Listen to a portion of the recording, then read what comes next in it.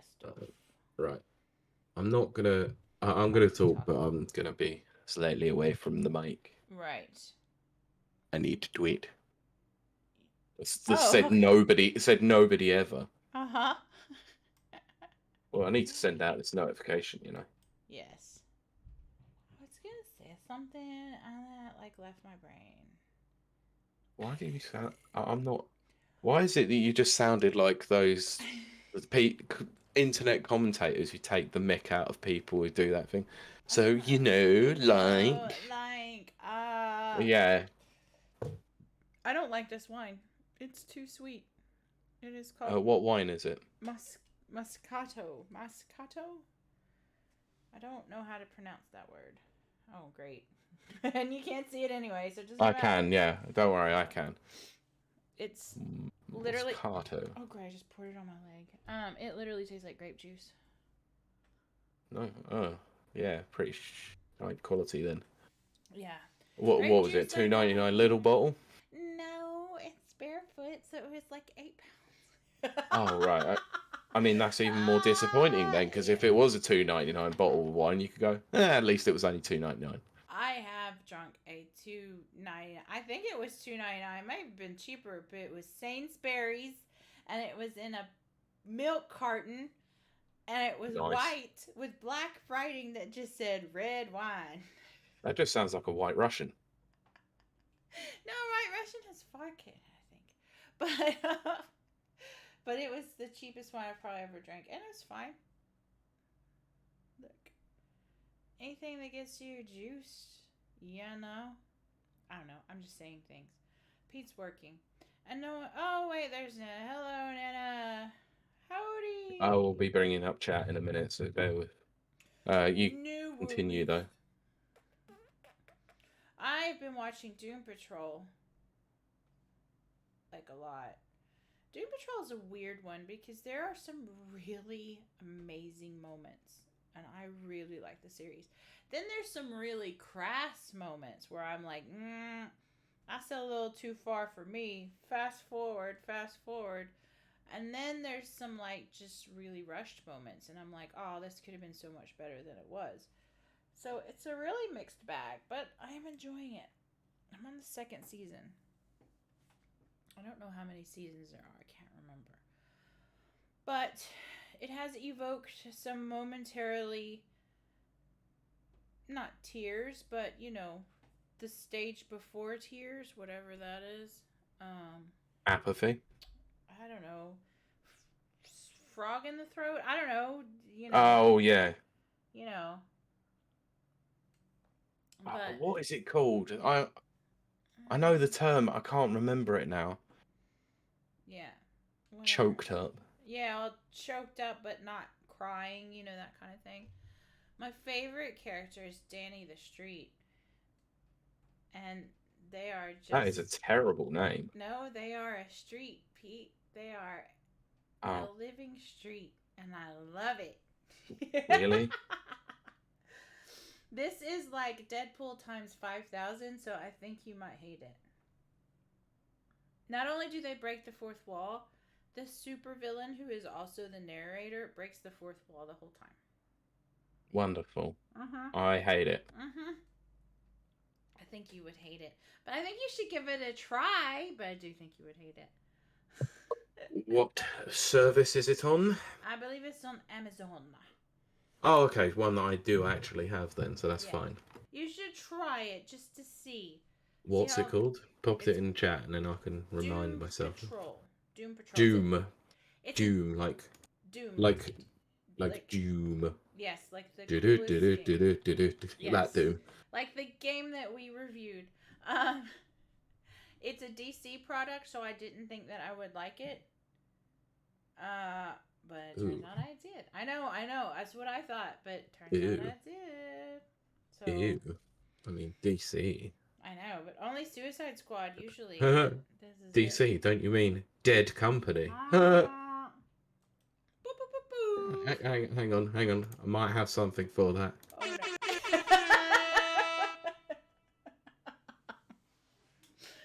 Although Peter's promised not to do that on the actual. No, on the actual recording, I'm No. not. It's only for shenanigans Mm-hmm. before and after. That actually warranted it, to be fair. Yes, it did. Yes. As I am a walking soundboard. Boo, boo, boo, boo. No, I just meant my terrible comment about DC and being dead company. Yes, exactly. They are. Let's not lie. They are. I think so, but that's just because I I mean, love Marvel. have you seen Blue Beetle? No, I haven't. Do you want to see Blue Beetle? No, never. How about That that? says everything you need to know about Blue Beetle, then. No, Nobody no, wants to see it. never. Did you happen to see what their estimations were for first week gross? Mm-mm. Dare I ask what? 12 to 17 million domestic. Oh dear. I mean, it did much better than that, to be fair. Oh right. So they knew But going in though. but 12 to 17 million as a projection is not a good one. No, it is not. Well done, James Gunn. You clearly have so much faith in this new DCU. Oh dear, dear, dear. I mean, even to the point where, okay, yeah, I'm dealing with movies. I don't care. I need to talk We're movies. we're not live. You know what I mean? No, We're not live, yet. but we're Not not yet. recording. Yeah, we're not there yet. But yeah, it's just, James Gunn came out beforehand. He was like everything that it was like everything that had been made beforehand was like, yeah, that's gonna be whatever. That's gone after that. You know, I'm gonna reboot the DCU, away from the DCEU. I mean, what's the difference? Yeah. And then he was like, oh well, Blue Beetle actually fits in my DCU, so it's the first of the DCU, and look how how badly that's turned out. Oh dear. Oh dear. And I have so much faith in him, but I don't know. I DC, don't. I don't know. I don't. I don't know. I mean, have you seen the slate of movies that he's bringing out? That Yeah. DC are bringing out? Okay, can I ask you a quick question, right? Sure. As someone who's probably been a DC fan before, probably I more have. Marvel, let's be I honest. am more Marvel, but I did go through like I like their one shots and stuff like that. Like Oh, the DC one shots are really they're good really at really good. times. I don't Some are like their really bad, but timelines. you know. Yeah, but I don't like their Oh, timelines. oh god, the new 52 is bloody awful. I can't. Yeah, I can't because I don't have any attachment to the characters and I can't get through it. But their one shots like Elseworlds or Mm-hmm. or just their kind of Crisis on Infinite Earths and yeah. Infinite Timelines and all that is, It's so yeah, they're yeah. good. But like Their event comics are always usually pretty good. those are good. The owl thing is good. Oh, you Uh, mean the Court of Owls? the Court of Owls. Oh my god. The Bat Who Laughs. Oh my Oh gosh. my days. Yeah. Lobo. I love Lobo. So his whole little thing. Lobo is a weird one because I had no affiliation to Lobo until he actually appeared in the first Injustice as a TLC Oh character. my goodness. And I was just like, who is this weird character? And I went, okay, I'm going to go back and look at something. He is damn cool. He's very cool. He's like if Wolverine and Deadpool had a baby. Except actually was good. Oh, boo, boo, boo, boo. I know. Yeah, no to that one.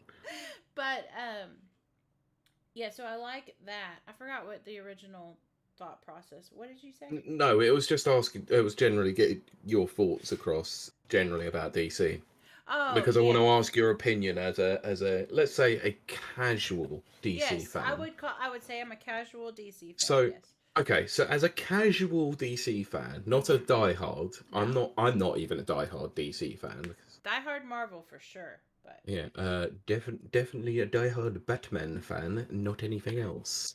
me some Batman. Mm-hmm. Okay, so if you, as a casual DC fan, are rebooting a film universe, who do you start with? I would start with Superman. What, you mean the holy trinity of DC? So Superman, Batman, Wonder Woman, and then you would well, and then you would go Flash, Green Lantern, then Green Arrow. Yeah. Yeah. Go through You would then go through then get to Justice League. Yeah. Essentially. Uh-huh. I mean, I know the Snyderverse technically kind of already done that while skipping the Flash. I was gonna say, and Aquaman Yeah. But they had and Joker in Cyborg. there. Yeah, but Oh, anyway, Cyborg is in so Doom so Patrol, by the way. okay. Anyway, so my point is right, and I need to bring up the slate of movies for this one. Sure. So, uh, 2 secs. You're putting out a tweet, I guess. I'm not actually. Oh, No, I need to actually find the slate of movies right. in the correct order as well. Well, Okay, so he's got one part of it right, oh, right. Okay. Wonder but I Woman. have issues with that anyway. So Right. the whole thing starts with Superman Legacy. Which is weird because they didn't pick Harry. Harry? Henry. Wow. Henry Cavill. Wow. What a night. Yeah, they didn't pick him. They've decided to reboot the entire franchise. Mm-hmm. That man was born to play Superman and Witcher. Yes, he was. He really was. Anyway, so what would you what would you think is next after that? Well, you would think it would be a Batman show. Or yeah, be Batman related something, wouldn't he? Yeah, no. No. Okay. As a casual DC fan, have you ever heard of The Authority? Oh gosh, no, I have not. I have not. I don't think anyone even has. Oh dear. But that's next. Oh dear. That's after Superman Legacy. Oh dear, dear, dear. Oh, all the dear. Oh goodness. Oh god. Oh no. Okay. Right. So it doesn't actually start with the first movie is Superman Legacy. Right? Oh gosh. The first thing of it is Creature Commandos. What? Yep. Oh, James Gunn, I love you, but I Creature don't know what you Commando. doing.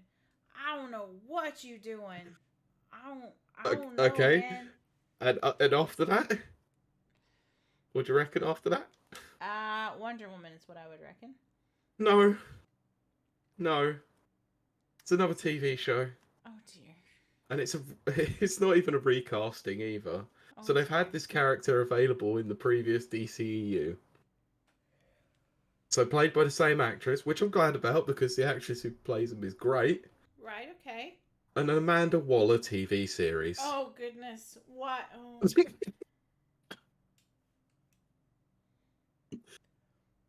What? What? Yep. I don't. Okay. Oh, dear. Okay. Fine. All right. If you, next up is a Batman movie at least. After that, after The Authority. Uh-huh. So if you were if you were adapting any Batman film, Oh gosh. which one would which one would you do? Oh, I would definitely do like Court of Owls. Okay. Absolutely. All right. 100%. Cool. Because they're not doing that. Uh-huh. Of course they're not. Because that's what fans actually would want. Right. So what are they doing, Pete? Oh my gosh. I'm scared to ask. The Brave and the Bold. I mean, okay. What? That's not. I mean, that is a great animated series. It is. Your reaction is priceless, though. What? Yep. What though? Oh, I don't know. Okay. Do you want to know the reasoning behind the Brave and the Bold and why? I would love to know the reasoning behind that for sure. Because James Gunn likes Damian Wayne. No one likes Damian Wayne. Thank you. No one. Okay. Do you also want to know what's really, really, really stupid about this in terms of a narrative? Yes. Okay. So my quick question is, if you were reading the comics, how old would you say Superman is in relation to Bruce Wayne? Ooh. Have you read the comics? They're roughly the same age. Okay, yep. I'm glad you said that because Superman Legacy is about a young Superman. The Brave and the Bold is an older Batman. Yeah, it is. Oh my. Why? God. So they're completely skipping over Jason Todd, Dick Yeah. Grayson, and just go straight Oh to my Damian Wayne. gosh. And Jason Todd has a way more interesting story than stupid Damian Stupid Wayne. Yeah, and let's be honest, Grant Morrison is a terrible comics writer anyway. Well, he has good ideas. I So like not Grant Morrison. really ever. I like Grant Morrison, but I hate No, he's Damian Wayne. bad. He's bad. I like him. Yep. But I hate Okay. Damian Wayne. Right. So Yeah. they've got So you're doing a Superman movie, right? Right. So why would you have any other sort of character that's sort of super like that? Right. Because Supergirl, Woman of Tomorrow. Oh gosh. There's another movie there. I will say in the Flash trailer, she looks really cool, but She's apparently quite decent in the Flash. the Flash trailer looks really good. I'm not gonna lie. I Flash hate was it. blood. Like the Flash looked awful though. Yeah, well, yeah, if you went about looks, yeah, but like I'm totally interested in it, but at the same time I hate that dude's person, they, whatever. Because they're awful. But Yeah. Supergirl woman, I don't know. She looks Yeah. cool. Okay. All right. So another TV series. This one I'm actually was quite interested in until they explained what they're going to do with it. Okay. Paradise Lost. Wait. Okay.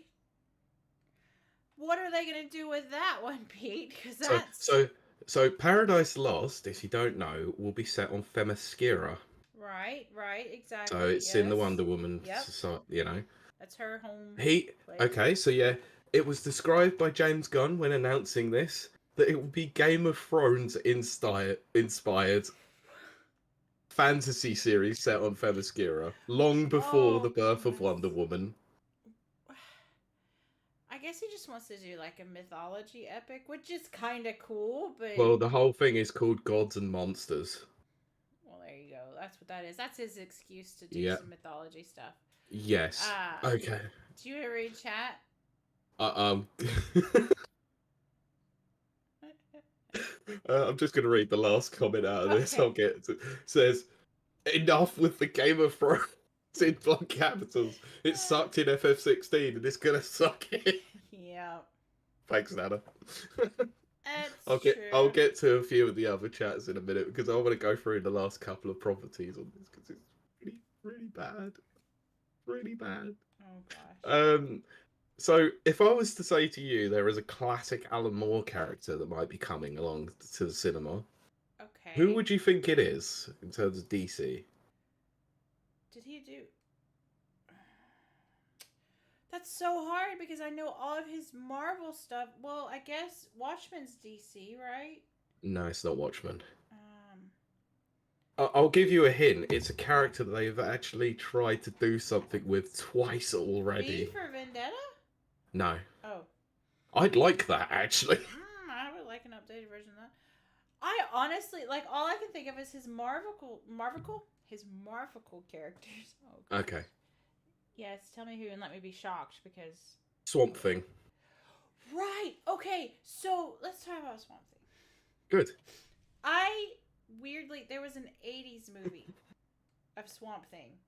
Yeah. I weirdly liked it. Now, I watched it on, like, TV, so it was way edited, so I don't know what it was like when it originally came out. Because that's a bit before my time. It was like 85 or something. Yeah. Can you believe that? DC was... I know, it's ridiculous. But I always had an affinity for Swamp Thing. And so I'm hoping that they do right by Swamp Thing. So, one sec. Okay. It's getting dark in here, like really early. I don't know why. I know, maybe... Just need to turn the light on. Time is changing. I could take a nap. Anyone else want to take a nap? I could take a nap. So I learnt my lesson from last week where I had to get halfway through you talking. Right. But anyway, yes. So I love Swamp Thing. I hope they do right by Swamp Thing. Yeah. Okay, so... Oh dear, oh dear. Okay, so I'm just going to ask you: have you ever heard of a character called Booster Gold? Booster Gold?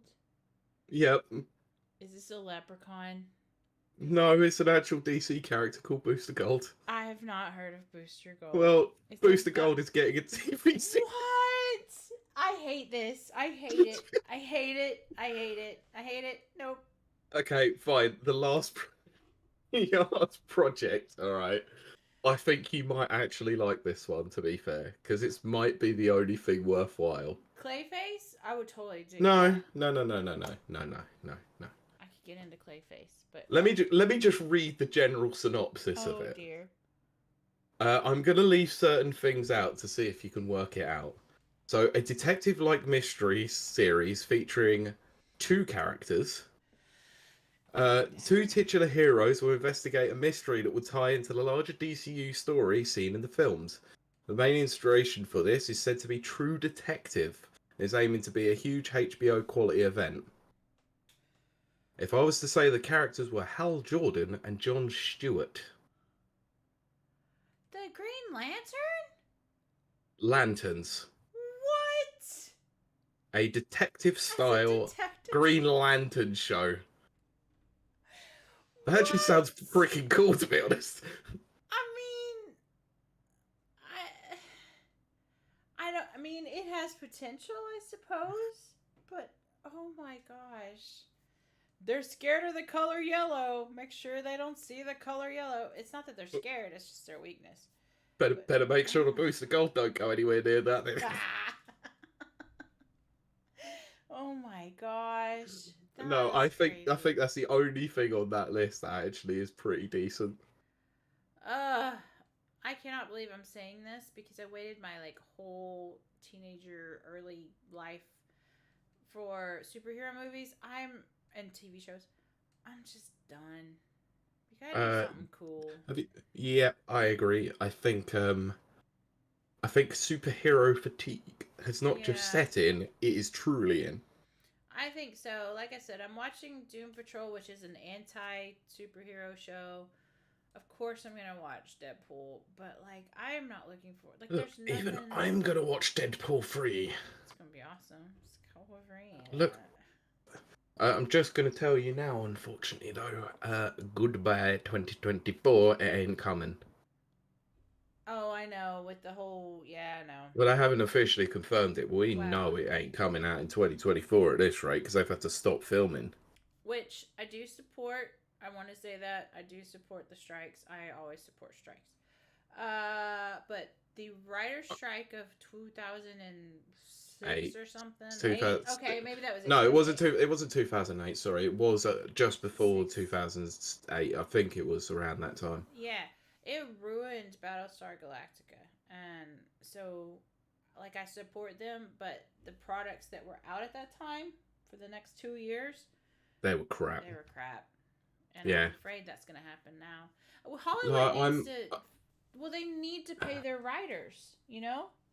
I'm sorry, but there's too many crap writers getting an easy paycheck in Hollywood. I think this strike has come at the right time for Hollywood to get rid of some of those writers that have not been very good. Because No, because when the look at the most recent Marvel stuff through Phase 4 and well, 5. see They've got writers in there that have barely got any credits what they're at gonna all. do is they're gonna switch to AI, and it's gonna be I crap. I disagree with them even attempting to use AI as a writing tool.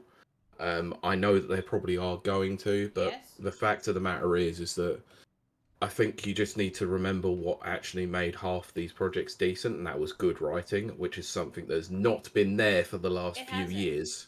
I agree, but there are good writers in Hollywood, and they're Yeah, not paid. Mm-hmm. I never said that there wasn't good writers, but Yeah.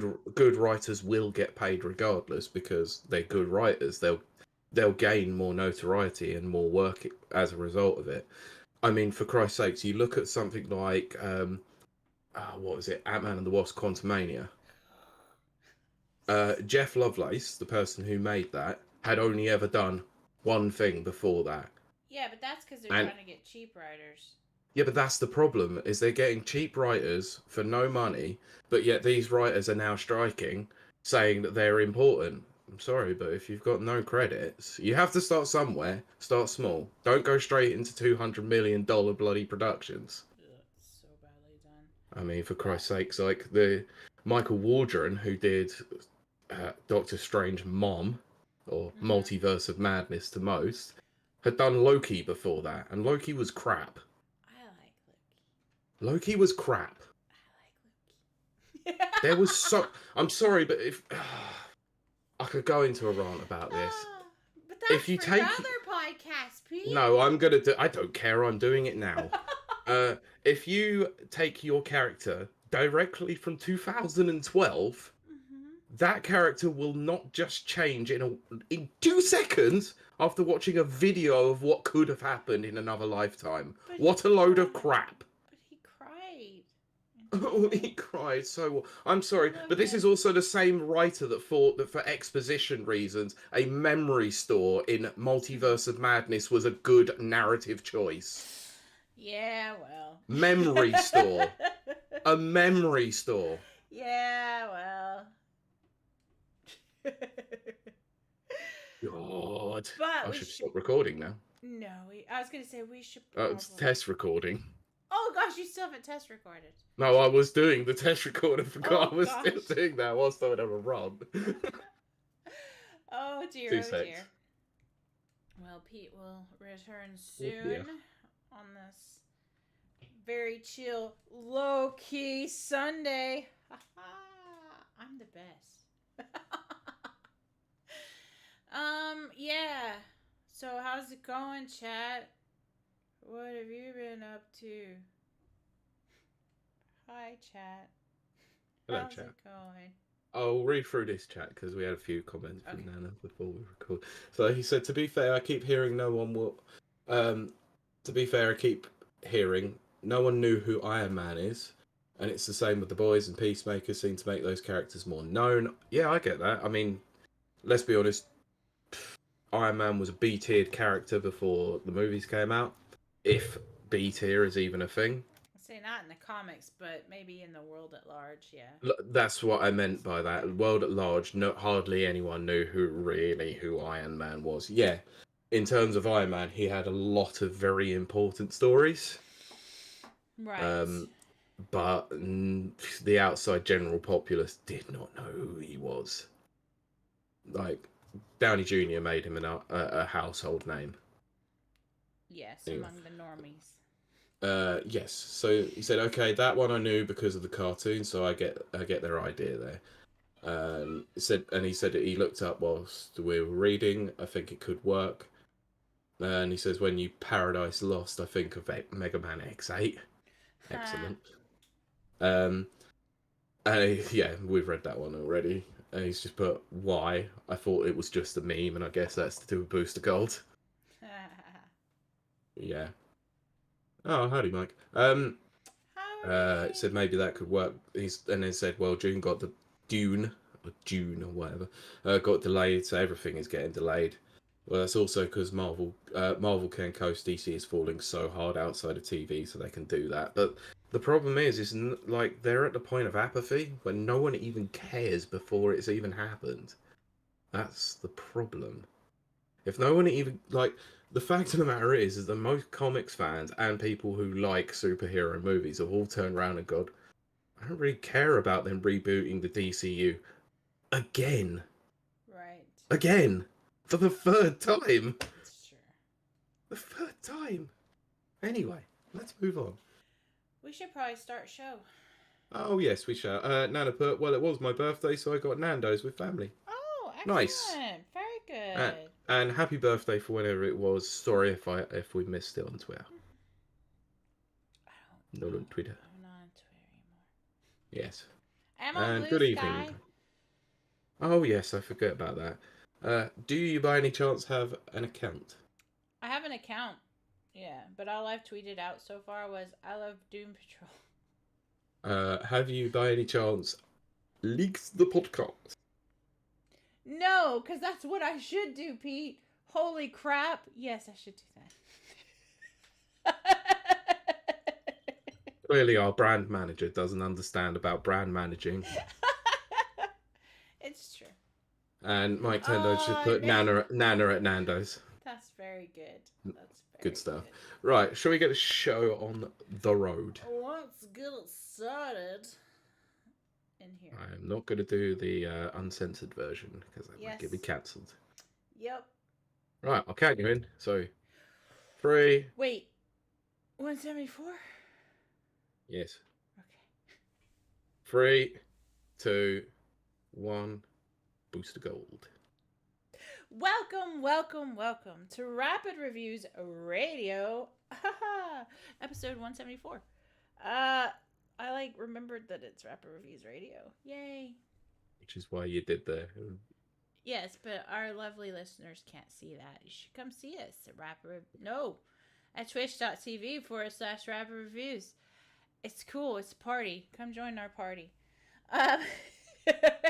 We have cake, I promise. We have cake and cookies. The cake is not actually a lie. I want cake and cookies. We'll talk about that here in a few seconds. I am your co-host, Kiley Wilde. Joined by my ever-present co-host, Pete Beckett. It's going to be a fun one It's today, going to be I reckon. a strange one tonight. Yes. Yeah, if you've been in our chat beforehand, you already know it's been a bit mad. Yeah, we've been cray-cray. But yes, Pete Beckett is joining us here tonight. Say hello, Pete. Hello. Hello, Pete. Yeah, so I like to start off the show, as I do every week, with checking in how our guest, we don't have guest, and our beloved co-host had week been. Pete, how had week been? Week had been good, I guess. Oh my god. This is bad. So tired. I will explain why in a bit, but yes. I've also just noticed what the stream is called. Why? Because it rhymes with 4? Oh, okay, alright, fair enough. Right, my week has been an interesting one, let's be honest. Yes, I think so. So there's been some stuff. Yes. There's been a few things. But annoyingly, I'm currently sitting here in a lot of pain. Are you? Why are you? Yes. I went and played golf yesterday. I knew it was going to be golf or football. I knew it. Okay. Well, I haven't actually sustained an injury. Okay. Let's just say that for some reason the bugs got me, and I've been bitten a lot. Right? On your and one of my arms has swollen up quite badly. Oh dear. So I'm currently dealing with antihistamines at the moment, which is fun. Oh wow! So you are Goof Troop. You're totally goofy then. Mm-hmm. Goofballs, and it hits me. Yes. Sleepies. So yeah, I've been sitting here putting loads of bite cream on antihistamines. It's been horrible, honestly. It was a nightmare.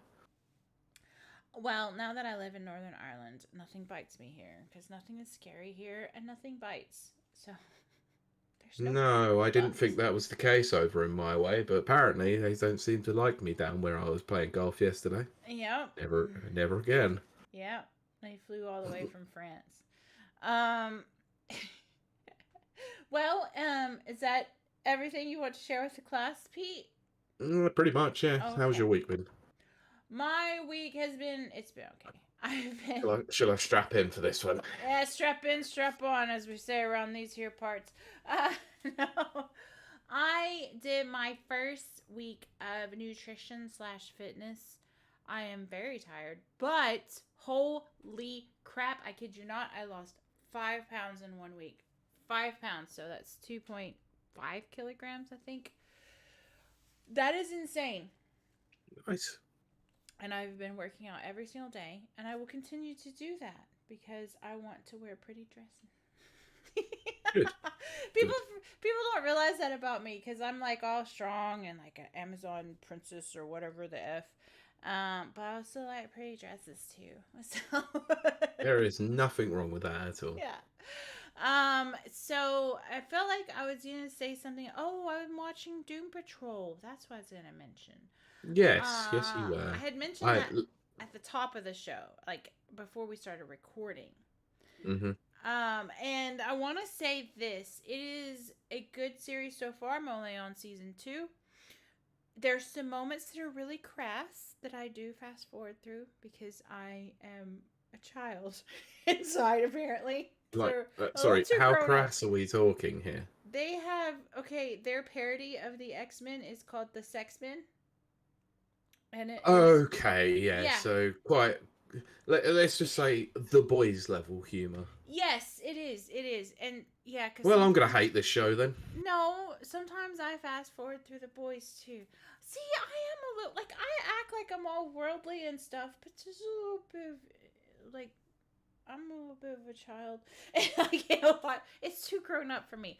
But, To be fair, you grew up in America that censors everything to I do with mean, anything yes. like that. So yeah, Yes. it's kind of what you used to. So, having said all of that, there are still some really good moments that I have kind of like gotten that little bit of, little, choked up thing. And because it is about misfits and outsiders, which everyone knows I'm like, so, like, that's me.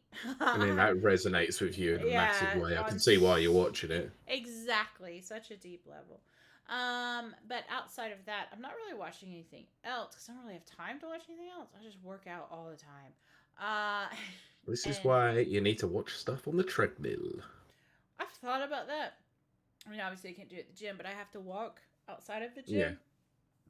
And I've thought of that, but I've been listening to podcasts, but I only listen to my Bam Bam, my bim bam. my brother, and me. Yeah, I know. We know. We know. Well, that's for our audience at home. Which Okay. I listen to their old stuff. I don't really care much for their new stuff. Okay. But anyway, that's my busy, exciting week, which is just Mm. watching Doom Patrol, working out, and eating 1,700 calories a day, which is insane. That's a lot of calories. It's a lot of calories and also not a lot. Like, it's a lot of calories, but when you're working out, That's not a it's lot. also not a lot, but Yeah. it is a lot. So it's really weird. It's a weird Mm. thing. I actually haven't been hitting my 1,700 calorie limit. I'm actually hitting like 1,600, which is probably why I lost 5 pounds in 1 week, which is awesome. Hey, But, I mean, it's not a bad thing. yeah. But I think we're going to move on. Keep this show a moving and a We are. grooving. Also, my favorite character in Doom Patrol is Danny the Street. So go watch Doom Patrol. Anyway, Pete. Okay, then. I mean, I could sit here and talk about all the podcasts I've been listening to this week. I won't bother. No. Because to be honest, every time I recommend a podcast to you, you never watch or listen to it anyway. I know, I'm so bad about that. People recommend me stuff all the time. Like, all the It's time. fine. I don't know if you'll watch this one anyway. What is it? Go ahead. It's called Friday Night Tights. Oh, it's about wrestling, huh? No, it's actually about pop culture, comic books, movies. Yeah. It's just got a really awesome, really weird name that has nothing to do with wrestling. Well, superheroes wear tights too, I guess. So that makes sense. Very true. The guy who runs it actually was an ex-comic book comic shop owner. So has got a lot of affiliation to the comics. Me likey. Yes. But I think... It's got some very crass humor, I'm not going to lie. Oh, dear. See, is it weird? Isn't it weird how I'm like, you can go too far. Does that make sense? That's stupid. I love, like, sexual humor. If it's innuendo. I love innuendo. More like innuendo. I love innuendo. I love double entendres. But when it's just, like, in your face, literally, I'm just like, Okay, fine. I think you'd like one of the panelists on there. She's a female comedian and makes a lot of sex jokes. Oh, great. Yeah, because those are my favorite. Dirty female comedians. I just love tuning into them. Because, see, female comedians, this is a side for our audience. Female comedians have to be grosser and dirtier than the male comedians so that they get more, like, attention and spotlight on them. I hate it. I mean, they have to do it. She's funny, though, to be fair. Oh, like, I believe women are funny, but I hate that they have to do that. But I mean, I've seen her stand-up routines, and they're mostly interesting because they don't always go down that route. But yeah, they tend to go down that route quite a lot as well. Yeah. And also, if you're sitting on a podcast with a bunch of nerds, then you've got to stand out somehow, I guess. See, I don't know about that. But I think that's enough of our I think it shall weekly be. wrap up. So we'll do show. We'll get show moving. We'll do Um, show. Show good. let's do show. Oh, and thank you, Mike. I just saw congrats on the weight loss in the new program, Kylie. Thank you very much. Nice. Good stuff. I am hoping to be in a very beautiful dress by Christmas so I can go to Christmas parties. Hey. And someone will fall madly in love with me. Anyway, it's the wrong reasons to lose weight, but you know what? I don't care. Look, whatever reason is right reason for you. Yeah, there you go. That'll work. Because I need just me a man. But anyway, Pete. We should probably move forward. We are going to move forward. Just like Nintendo are moving forward. Segway! Hey, got there. Yeah. Oh, okay, Pete. Sad news. Charles Martinet, yes. the voice of Mario, will no longer be voicing Mario. Nintendo have announced. Yep. So, let me just read the tweet that was posted out on the 21st of August, so about a week ago now. Right, I need to actually bring it up. Charles Martinet has been the original voice of Mario in Nintendo games for a long time, as far back as Mario 64. That's not technically correct. Was he before? Not technically correct. How? Really? What was he before 64? I gotta know. A Mario typing game. Oh, I remember that game. Yes, it's not really a game, but yeah. No, but that was the first time that Mario had a voice. I didn't know that. Cool. Yes.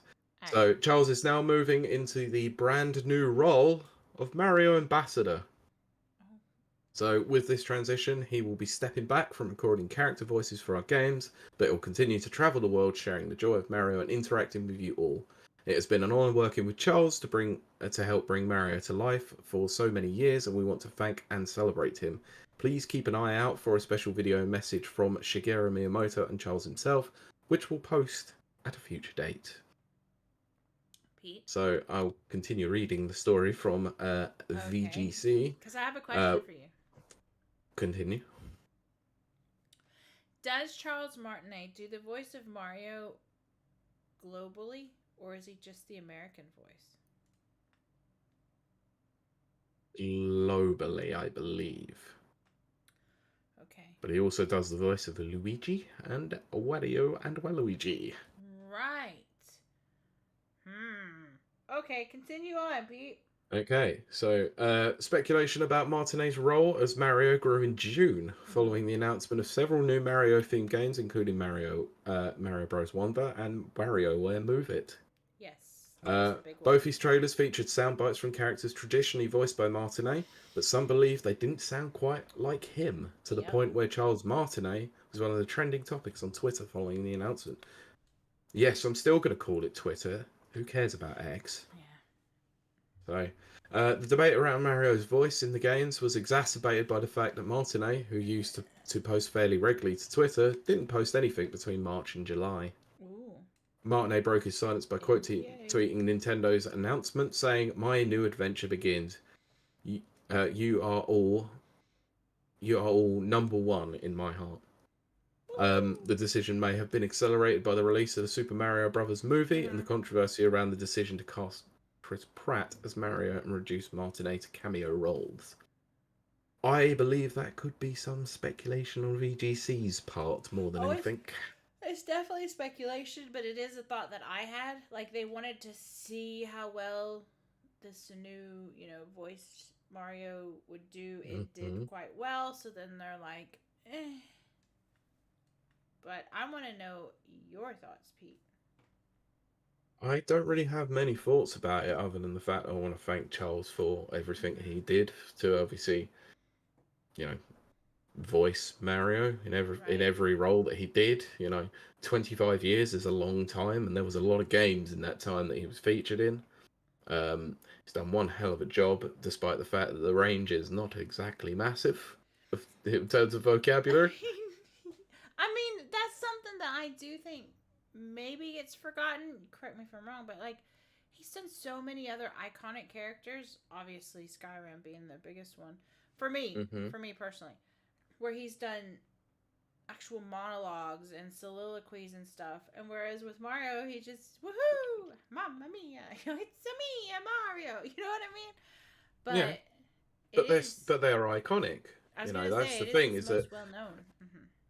and like, there are people out there in the world who have absolutely no idea about a video game, but will gladly know or happily know who Mario is, Oh, that's and true. even be able to say it's a me, Mario, Woohoo and and that woohoo. too.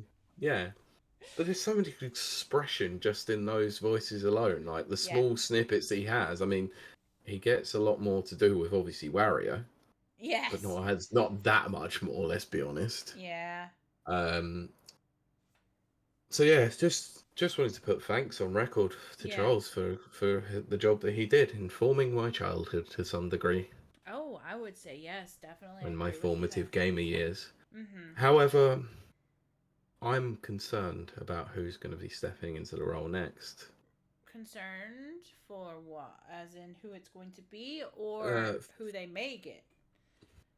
um, maybe a bit of both. Mm, Like, is the next person literally just going to copy what Charles did? And in that case, they might as well have just recorded the next 10 years worth of projects with Charles now and just right. carried on with it. I agree. Or are they going to try and go in a different direction? Who do they like? First of all, second of all, who do they cast? And oh God, who the hell do they cast for this? Chris Pratt And forever.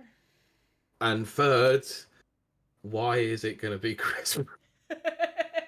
No, I'm joking.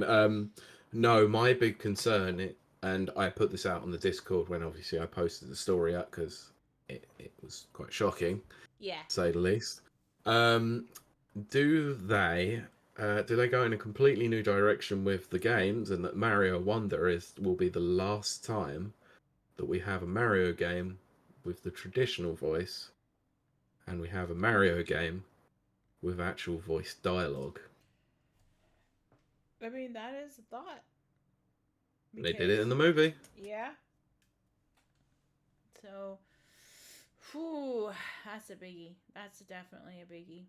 Yeah, I'm. That you could say I'm very concerned about their direction Yeah. Well, I know if because anyone you would be. I mean that's making me worry because obviously they didn't have any sounds or they didn't. You didn't hear anything. I mean, you did in Super Mario Brothers Wonder, but if I recall, you didn't hear any Mario interaction in Super Mario RPG. Oh. Ooh. I'd need to go back and watch the trailer again, but I'm Yeah. pretty sure you didn't. Oh my So goodness. could it be that they didn't include any because they hadn't recorded the lines yet? Oh dear, oh dear. And there's a thought. Well, it is very notorious as well in the Mario RPG games, like whether it be Paper Mario, Yeah. Mario RPG, Mario and Luigi, they are silent, Yep. like completely silent. Even apart from in Mario and Luigi Superstar Saga, they have a couple of Which one? universal lines that they use that seem to work. Which Mario game? Pete, this is a crazy pop quiz now. Thank you, Mike, for confirming. Uh, right, okay. Which one goes? It's gonna be fun, Pete. But it's like a Mario game, and it goes. They don't actually say anything. They just do. They just do voice murmurs. I believe that well, that could Is be that any Paper? Mario. That could be any Mario RPG game I was because gonna Mario and say that's Luigi what I thought. Superstar Saga have a particular couple of like really weird lines Yeah, where they don't really say anything. right. Because you're reading along, and it just goes like it's just a noise. Yeah, in most occasions, so Super Mario RPG is literally just him expressing like that, and same Mm-hmm. with Paper Mario. Um, I would need to find the. I'll send it to you afterwards because I'm not going to even try to attempt it. But Superstar Saga has these very, very weird interactions, and they are quite funny when they do happen. But Right. they're there solely for comedy. Oh goodness. Well, it is a funny that is a funny series. Mario and Luigi Superstar Saga is hilarious as a game. It's yeah. Like it's so weird how they make so much humor out of those games. It's Mm-hmm. so strange. But yeah, so I'm not sure. I'm really not sure, and I really hope that they don't go in a full dialogue direction. I think, although saying that, I think considering that the series is 35 plus years old, and the fact that he stayed mostly mute all the way through is quite weird. Well, I mean, yes and no, because it's worked for the last Hmm. few games.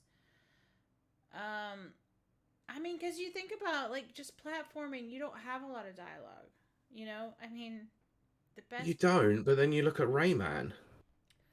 Okay, yeah, but did Rayman really have that much dialogue? I don't remember Rayman.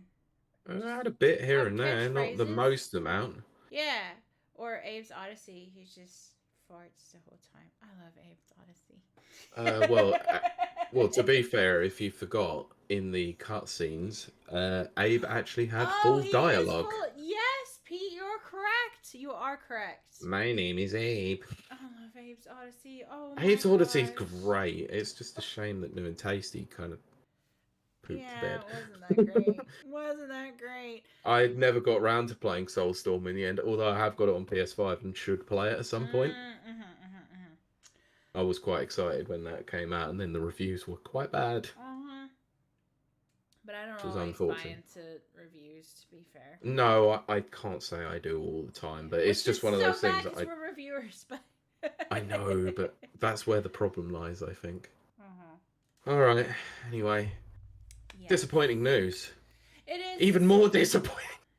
Oh gosh, here we go. So, do you remember? Oh dear. Do you remember Uh-huh. when Sony released some information about a potential new device that they were calling Project Q I at the do time? remember Project Q. Let's talk about it, Pete. Okay, well, Project Q has been officially unveiled. Yes, with So, some drawbacks, but go ahead. Sony has announced more details on its remote play handheld device, which has now been named PlayStation Portal. Why? Nope. I'll let you finish No, first. I'll let you finish. okay, I'm just going to tell you this now. PSP, that's all. I know. That's what exact. Okay, but finish the story. Let's continue. We'll discuss that later on. And Nana's already ahead of the curve. Yep. Good work. Formerly known as Project Q, the device looks like a DualSense controller with an 8-inch LCD screen in the middle of it. Yes. I've seen it. So, according to Sony, the screen is capable of 1080p at a resolution of 60 FPS. Which isn't terrible until keep going. The PlayStation Portal will cost $199.99, €219.99, or £199.99 when it launches later this year. But while it looks like a traditional gaming handheld, it can seemingly only stream games from a PS5 console. Yep. Are we ready to Quote. talk? Okay. Let's quote. Okay. PlayStation Portal is a perfect device for gamers in households where they might need to share their living room TV or simply want to play PS5 games in another room of the house, Sony states in a new blog post. PlayStation Portal will connect remotely to your PS5 over Wi-Fi, so you'll be able to swiftly jump from playing on your PS5 to your PlayStation Portal. So PlayStation Portal can support play supported games that are installed on your PS5 console and use the DualSense controller. Quote. The description confirms that PlayStation Portal is solely a remote play device and will not provide access to streaming of games on PlayStation Plus Premium. As such, players will need to own PlayStation 5 hardware for the PlayStation Portal to work as intended. What's more, even if players want to use their own PS5 to stream games via PS Plus Premium, then stream... Sorry, wait, what the hell is this saying? I need to read this again. What's more, even if players want to use their own PS5 to stream games via PS Plus Premium, then stream that to the portal, this won't be allowed. I hate this. Quote, PS VR2 games which require the headset and games that are streamed through PS Plus Premium's cloud streaming are not supported. hate this. I hate So this. it reiterates again at the end of the blog post, games that must be streamed on PS5 using a PS Plus premium membership are not compatible. This is not And that's the end of the consumer. article. It is not consumer friendly. I heard the words specifically on a podcast I was listening to earlier of anti-consumer. It is yes, 1,100,000,000% is anti-consumer. Yep. So I do need to bring up this other document because I did actually get the blog. I need to open the blog because there was a few other things that were stated in this blog as well that we need to go over. Oh my So goodness. shall we cover those? Yes, let's do. Yeah, because there was a few more bits of information that was not included within the VGC article that I feel are quite important. So, PlayStation Portal Remote Player, as this says. So, PlayStation Portal Remote Player brings the PS5 experience to the palm of your hand. It includes the key features of DualSense wireless controller, including adaptive triggers and haptic feedback. The vibrant 8-inch LCD screen is capable of 1080p at 60 FPS, providing a high-definition visual experience that's expected from high-quality games created by world-class developers. PlayStation Portal is the perfect device for gamers in households when they need to share their living room TV or simply want to. We knew that already, honestly. Right, it's this that's quite. Some of this that's quite interesting. So, sweet. It also includes a 3.5mm audio jack for wired audio. You too, Mike. PSVR 2 games, which require a headset, we've already seen that. So PlayStation Portal, we've seen that. Anyway, so they announced a couple of other things within this blog post as well. It will have some relation, because I'll get to that in a minute. So the Pulse Elite wireless headset and Pulse Explore wireless earbuds. Excited. Are you? So thrilled. Are you? I can't believe it. Look at the excitement on my face. Oh, sorry, listeners. There is no excitement on my face. No, I think they probably would have gathered by the utter sarcasm. Anyway, so Pulse Elite and Pulse Explore are the latest PlayStation wireless headset and earbuds, bringing next level audio performance to the gaming experience. So Pulse Elite is our new wireless headset that offers lossless audio and includes a retractable boom mic with an AI enhanced noise rejection capable of filtering background sounds. A charger hanger is also included with the product for the convenient charging and storing option.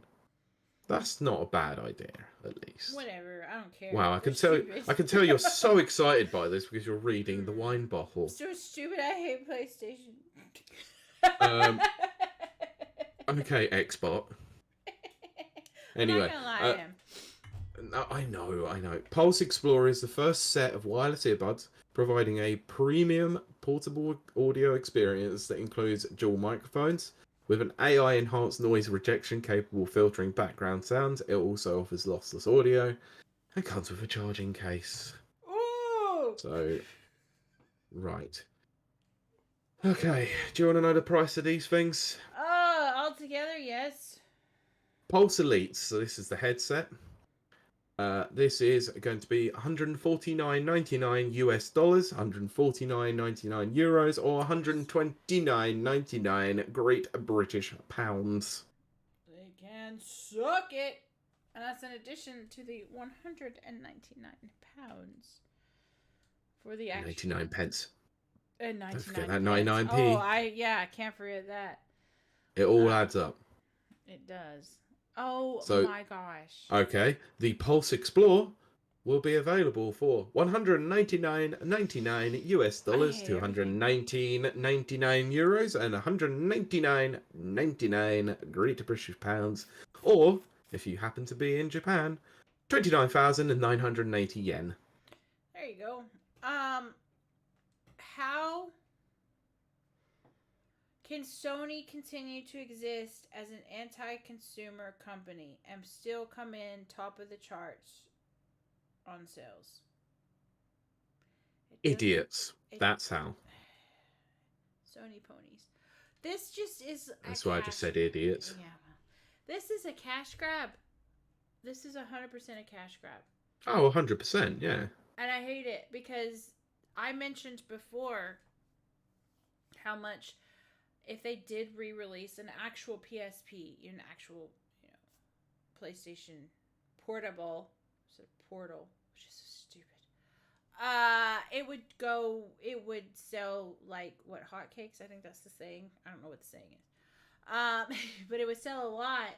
Or if they teamed up with Steam, I said this before too, and even put the PSP games on Steam Deck, it would just like, Mm-hmm. Instead they released this kind of like pretend, because that's what it is. It's a pretend handheld. Yeah. It's an insult, and I hope nobody buys it. So there, that's what I have to say about that. Well, I'm afraid to say that I don't know if you were going to be right in that one, because I think I know. I think despite some of the issues, because we haven't even gone over some of the biggest issues with this PlayStation Portal. I'll go over that in a minute. Okay. In fact, sorry, I will do it now. Did you know? Mm-hmm. Did you know?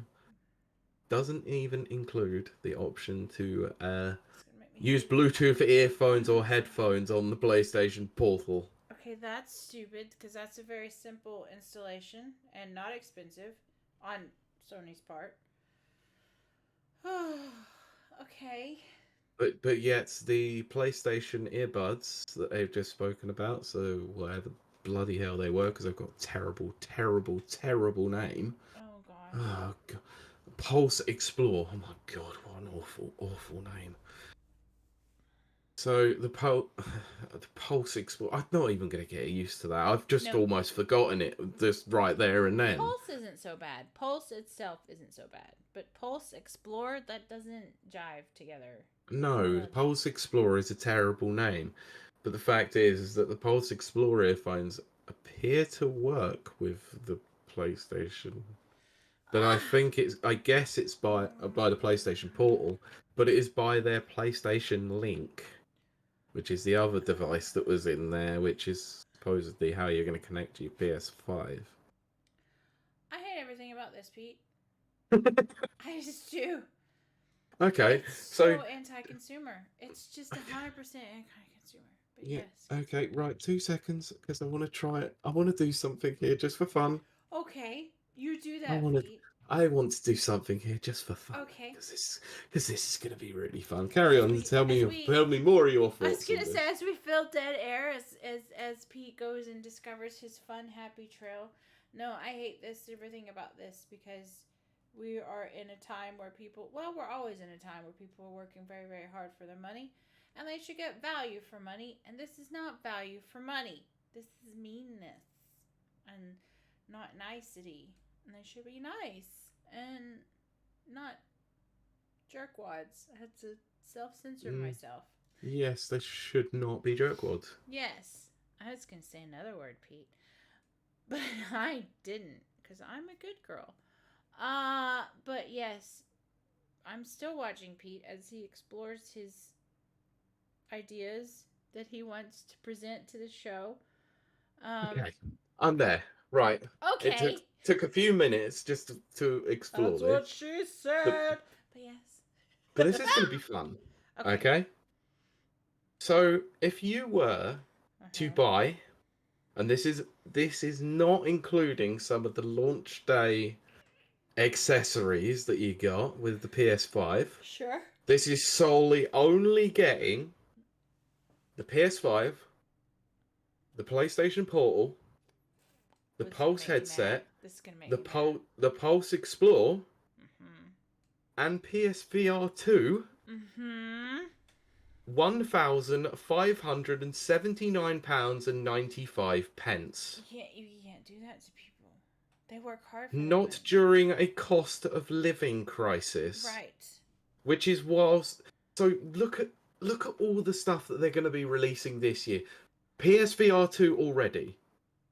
This PlayStation Portal. Then these these sound devices. And that's not even including the fact that you need a PS5 for all of it anyway. You know, though, Pete. This is ridiculous. Well, correct me if I'm wrong. You're Chat, wrong. remember, you can always correct me if I'm wrong.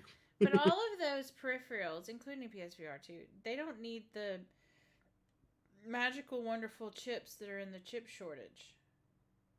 Do they not? I don't think so. I think they do. Do you think they do?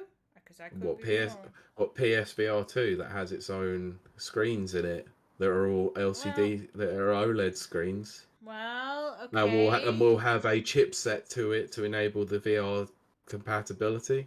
They do have The OLED fact screens. the That's fact true. the fact that the PlayStation Portal, whilst being a streaming based device, will still need a chipset to actually run it.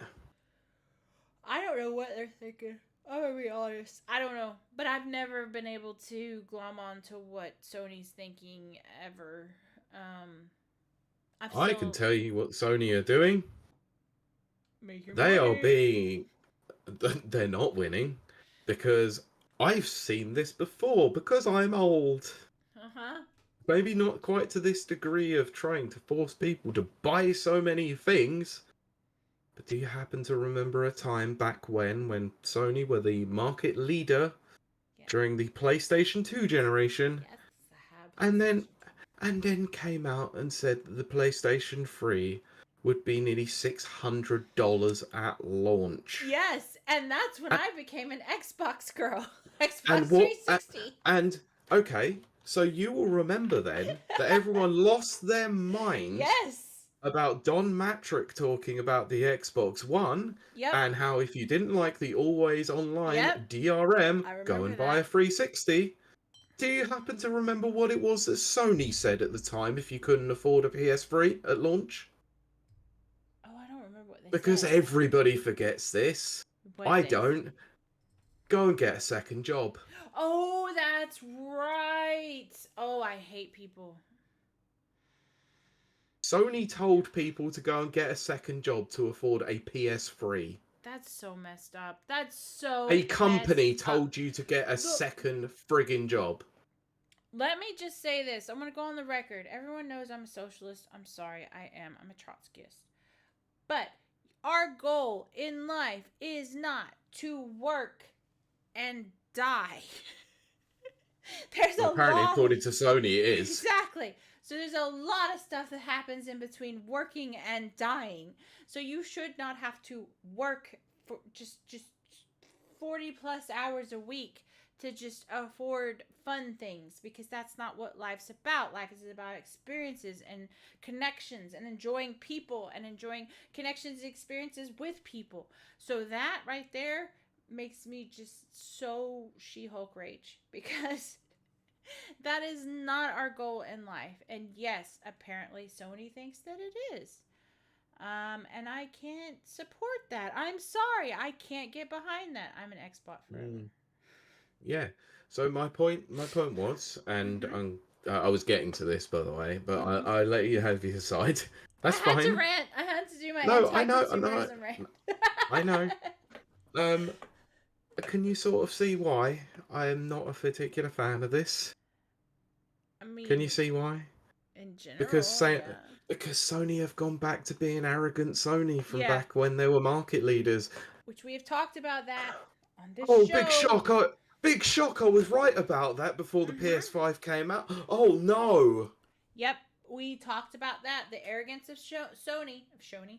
Shoney's a whole Sony. different thing in America. It's a pizza place. But we have talked about the arrogance of Sony on this very show many times, because that seems to happen. That's their downfall every time. The PS3, that was Mm-hmm. all Sony arrogance. And why are they doing this? This is so stupid. I wanted to be a Sony girl again, and I can't be. I'm sorry. It's dumb. I'll be honest. I like some Sony games. I just don't like what I Sony don't. do. I don't like what Sony do. Sony do what Nintendo don't, and I don't mean that in a good way. Well, Nintendo aren't exactly the best ones for this kind of thing as well. They're not Out of either, it, but they're better than Sony right now. let's be honest. The only ones that are not really doing anything that are majorly anti-consumer, apart from their DRM, is Xbox, Yup. which is weird. The So biggest company, Spencer, I one, love one, him. one of the biggest companies in the world I love are you, actually for Spencer. their consumer, which is so weird I to know. some degree. It is weird. But it's because, I'll be honest. I mean, I'm They're like, third. I'm gushing all over Xbox because I love them, but Mm. Microsoft's goal has always been, even with like the Windows product, it's a Microsoft product in every home. Yeah, They only that's care what about, they've always wanted. yeah. So they don't really care, like, their goal is to sell a platform as in a console Well, that it plays. is more so about the platform now It's rather than the actual box. exactly, it's more about the Game Pass, you know? Oh my goodness, so great. Brent's back. Wait, no, Brent. Howdy. I was wondering when you were coming back. Um, Yes. but yeah, so Hold on. uh Wait. Sorry. Can I stop you there? of course. Brent happened to appear when we just so happened to talk about Xbox. Oh, Brent was summoned in the Xbox Yes. Eteria. But uh yeah, I don't know. And, I and do have yeah, strong feelings anti-consumer about this. Sony yet wearing an anti-consumer I t-shirt. almost, oh my gosh, I'm kid you not, people. I'm going to tell you this right now. I was in Primark, or Primarni, as they call it, over here. Right on. Uh, yes, I was in Primarche. Primarche, however you want to call it. Yes, Americans, it is about the equivalent of Target, or Target, as you call it. And I was looking at their t-shirts because they do have the best t-shirts. And they had a PlayStation t-shirt for like £5, and I almost picked it up. I overpaid with £8. But I That's how almost. much this one cost. It cost Oh, £8. right. Yeah, this one was like £5. I almost picked it up. I didn't, but I did think about it, and then I was like, I don't know how I feel about PlayStation right now. I'm very particular about my T-shirts. I have to support and believe whatever I'm wearing. I know it's stupid, but I don't care. It's what I believe. And I'm I'm afraid to not. say that's not that unusual because it is a reflection of you That's how I and what see it. you like, which is why I only buy mostly Nintendo shirts. That's why I only wear black shirts because I don't believe in anything except death Because and I'm stuff. emo. Yeah, I was trying to think of something.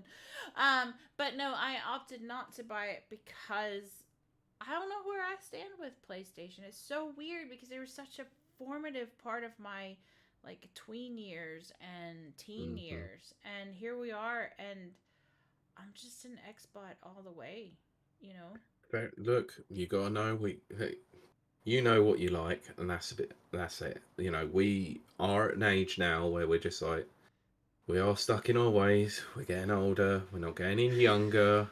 We're not willing to accept some of the absolute nonsense that's going on in the world.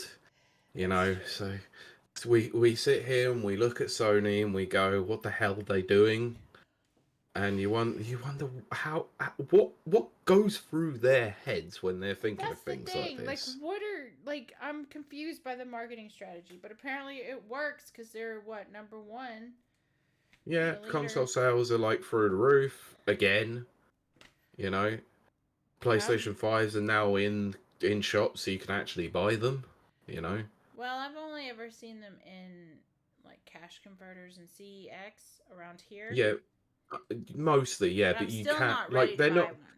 No, they're still not like being advertised as such. Let's say like in shops, you can't just walk up to the counter and go. Like you can't Give just me walk it. up with your box, and go, "Oh yeah, that's definite." You have to actually go and ask for them.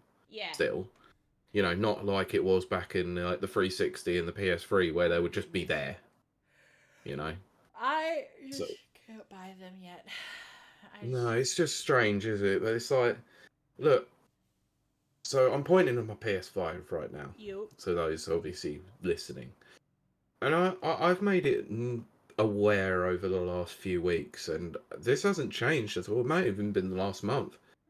I'm really regretting that purchase and completely. Yeah, you've said that. It was £450.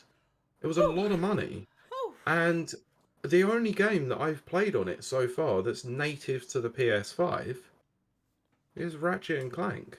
Did you play God of War? Yeah, Ragnarok was on PS4 though. That's right, I forgot about that. Yeah, that's what I'm saying. The only native PS5 game that no, Stray wasn't on PS. It was on PS4. Sorry. Yeah, it was. Yeah, and it was on PC as well. Yeah, the only native PS5 game I've played is Ratchet and Clank Rift Apart, and that game is good but not great. Did you know? I'm choking on my own spit. Um, there was a Ratchet and Clank movie.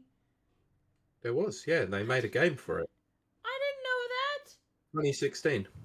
Yeah, I saw it on Amazon or Netflix. I don't remember, but I was like Oh, is it completely actually on there? shocked. Yeah, I was completely shocked because I didn't know that. I Yeah, would I've have never seen watched it. it. I might go and watch it because I've Yeah, heard it's not bad. I wouldn't mind it. I love Ratchet and Clanks. I love the I had humor. no affiliation with Ratchet and Clank before I played Rift Apart. I don't mind Rift Apart. It's a good game. I love It's the not. humor and stuff. So, Yeah, I don't mind the humor in the games, but and I thought the game was pretty decent. But it was just like it wasn't blowing my socks off as a PS5 that's what experience. he said. I prefer Jack and Daxter just for their audience.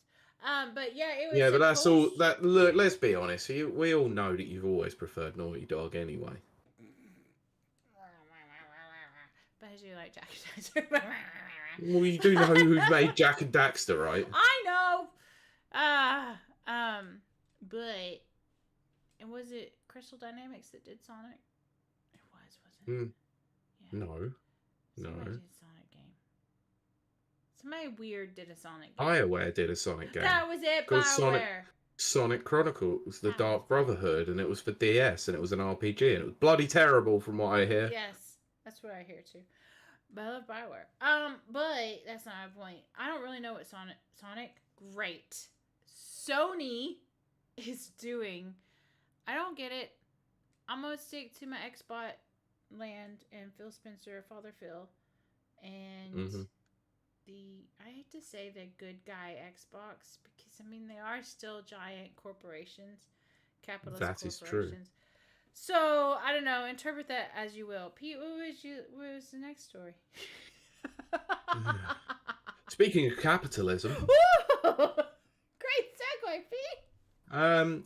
we had our second event involving the Shillmeister himself, Mr. Kiley. Oh yes, I want to talk about this. I love him. Let's talk Gamescom Yes. opening night live from Yeah. from this year. Whatever. I tried watching some of this. Oh Okay. God. Well. Look, I forgot it was even happening until this morning, and then remembered that I had to What? watch stuff. Pete, what? It's our closest thing to E3 for people who don't know at home, and it happens in Germany. And I wanted to go this year, and I chickened out. But one of No, our I riders want. did go. No, he did, yeah. I want to go to Parking Rob, Gamescom. shout out. No, let me just finish. I want to go to Gamescom. I just don't care about opening night live. But I love Jeff Keighley. But talk about But what I happened. do not. I No, do you not. You call him Jeff Sheely. But he's I call him Mr. so Sheely. cute, and I want to just grab his little ears and just be like, "You're Oh, mine." glad you didn't say I'm gonna grab his little tushy. Well, I could grab his tushy if he'd let me. I would never Mm. violate him, but if he wanted me to, I'd be like, "Work." Okay. Oh my god. It was the hand movements and everything. That was just no. Good god. I love my tiny kings, my short kings. But I want to talk about this opening day because there's some things about it that really. Oh yeah, of course. I've caught up with most of the trailers, to be honest. So Yeah. I didn't really want to watch all the guff in between. That's what you said. Let's talk about one thing that did happen though. Right. Okay. Apparently Bill Clinton really wants So- GTA 6. I mean, can we talk about that? Because wait, We actually, can. you should probably read so our poor audience knows what the No, frick we're I'm talking about. just going to explain exactly what Yeah, happened. do that. So Do just that. after, so the event started out with discussion about Starfield. Yeah. I will get to that in a moment because we need to talk about that. Always ready.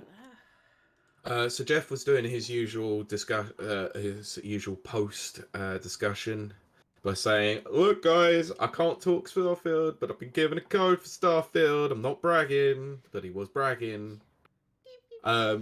someone came up onto stage and co-opted the microphone to say Bill Clinton really wants GTA 6. I really want GTA 6. I really want GTA 6. That was about it before he was held off by security. And I have one question. Does Jeff not have security to not allow these people to keep getting on stage? So, Or is this all a publicity stunt? so Pete and I discussed this earlier in the week when it happened. Funnily enough, we actually had a podcast planning meeting for one of the first times this entire year. Sometimes it happens. But yes, it's because I happened to be down here doing something else. I was like, Pete, get online. Yeah. So It wasn't also the fact that I said to you last week, no excuses, you better be online. Yep. But so Pete and I discussed this, and we were like, you know, my first thought was I was very angry because there was no reason for that. Like, come on, get yourself together. Rockstar will release it when they release it. They're not releasing it any sooner. It's freaking Rockstar or Take-Two, whatever. It doesn't matter. And then our next thought was an actual, natural evolution of, did this happen on purpose? Because this has happened in a previous Jeff Keighley. I almost said Sheely, Pete. You corrupted me. Excellent. My work here is done. I can leave now. This happens in a previous Jeff Keighley event, and it did. Does he not have security? Of course he does. Oh crap, is Kiley's cynicism towards leaks and things like this coming out? Yes, I think it might have been planned. Not planned, but allowed. No, so what I've been hearing about this, and also, Nana's just put it in the chat. Apparently he's been doing this a lot in Germany, this person who did it. Yeah. But it also does not talk about the fact that this happened at, holy crap, what's it called? Game Awards. Yeah. That's the one. The Game Award. I almost forgot the word. Oh, goodness. And yes, if you recognise that quote, well done you know Age of Ultron. Oh, dear. Oh, dear. I'm gonna get. Look, I this is a quick aside. Look, you have so many tangents over this. I never have one usually. How is it that a ridiculously intelligent AI forgets the word for children? And yes, I am talking James Spader as Ultron in Age of Ultron. I love that whole exchange. That line is delivered fantastically by James Spader, but it's such a stupid line anyway. It's also parodied in something else, but I can't remember what. I'm sure it probably was. Anyway, yeah, there's my quick aside. Yes. But yes. Oh my god. What were we talking about? Oh, Sheila. See, what have you done to me, Pete? I love my little Kiley. He's so cute. But yes, I kind of think that this was allowed. Pete, what do you think? My cynicism sense is tingling. See, I know. That's just generally because I'm an incredibly cynical butthole anyway. You are with Jeff Keighley anyway. But at the same time, oh yes, Nana, don't worry. I'm trying not to. Nana says, Kiley, we're getting to it with Starfield. We're getting to it. But yes, continue on, Pete. So yeah, I'm under the understanding, because I'm a cynical butthole, that this was planned or allowed to happen for ratings. Look, it got people talking, and you look at Jeff Keighley's reaction afterwards. See, it was sort of like, oh, I'm so disappointed. It should be a night for all the developers, and it's like, yeah, you're saying all the right things. I get you. Mm-hmm. But there's no passion in your voice saying, oh, but if he was actually genuinely mad about it, he'd be like, oh, this is ridiculous, guys. Come on. I also think he would have had had security in place. Let's not be kidding. No, I think he does have security, but they were some of it is based on the way that the stages are, the arenas that he's in. You know, they always have the steps down onto the stage. If the stage was slightly raised, you'd have a bit more of a problem with getting up onto the stage, like at concerts. Yes. But no, it's quite easy for them to get on stage because because this is something I've heard, and I know this isn't in America, but obviously suing culture in America is a real bad thing, that if a security guard tackles someone and they get hurt, then the security guard is getting sued. They can be. It doesn't despite them doing their job. Yeah. Because we clearly nothing from Dimebag Darrell getting shot on stage. Oh my gosh. What a memory to bring up. That healed me, man. Like, not literally, but, you know. I was a huge Pantera and Damage Plan fan at the time, and it was like, Jesus Christ, someone jumped on stage and shot Dimebag Darrell. What the hell?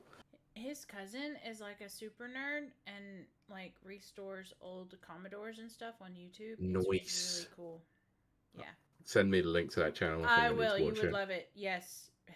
I mean, you're talking my language. Commodore 64, you know, all the stuff that we got, you peasants over in video game Crashland never got. And clearly, like, he's in Texas, so he knows about all this stuff, and I'm like, how do you know about all these games or whatever? But okay. because the person clearly knows history of video games outside of American history. Apparently. Because it's always a thing online. It's like, the video crash of 1983 affected everyone. No, it freaking didn't. It was just America. Yeah, apparently. And, like, I always bring this up. But y'all had that BBC trainer or whatever it was called. The BBC Micro. We had the Commodore 64. We had the ZX Spectrum. The Amstrad CPC. I mean, we did have, like, the Amiga and stuff, but it just wasn't... I always forget about the Amiga. It wasn't to the extent of the way it was over here, and I do think that America suffered for it. Not my point. We should continue on. We will continue. I had a bit of a run there anyway. So, right. Let's go through some of the things that were shown. Let's be honest, Jeff Keighley probably did the right thing here by saying there's not a lot of new stuff. It's just going to be updates to games that you already know about. Good call, I think, because he went in with lower expectations. He's so cute, though. Can we say that? He's a hype... Look, we've said this before. He's a hype man. He does his job very well in hyping things up, but he under-delivers most of the time. But he has cute ears and a cute haircut. Okay. So, the source for this one is IGN, because they're one of the very few that actually seem to detail this. I don't know why. So, first up, Starfield, of course. Yeah! The big game that is coming out in less than a week in early access. Which I will not be able to play, by the way. It is already pre-installed on my computer, ready for September 6th. I don't know when I need to play it. I'm not joking. I'm this close from buying early access. Of course I'm that close. I do. No, I don't want to. I really don't want to. Uh-huh. But I am that close because I think the hype is going to get to me. Starfield hype. But I have that issue, the fact that I don't even own the game and I'm going to spend an extra 30 quid on getting early access to it. No. I don't agree with that myself.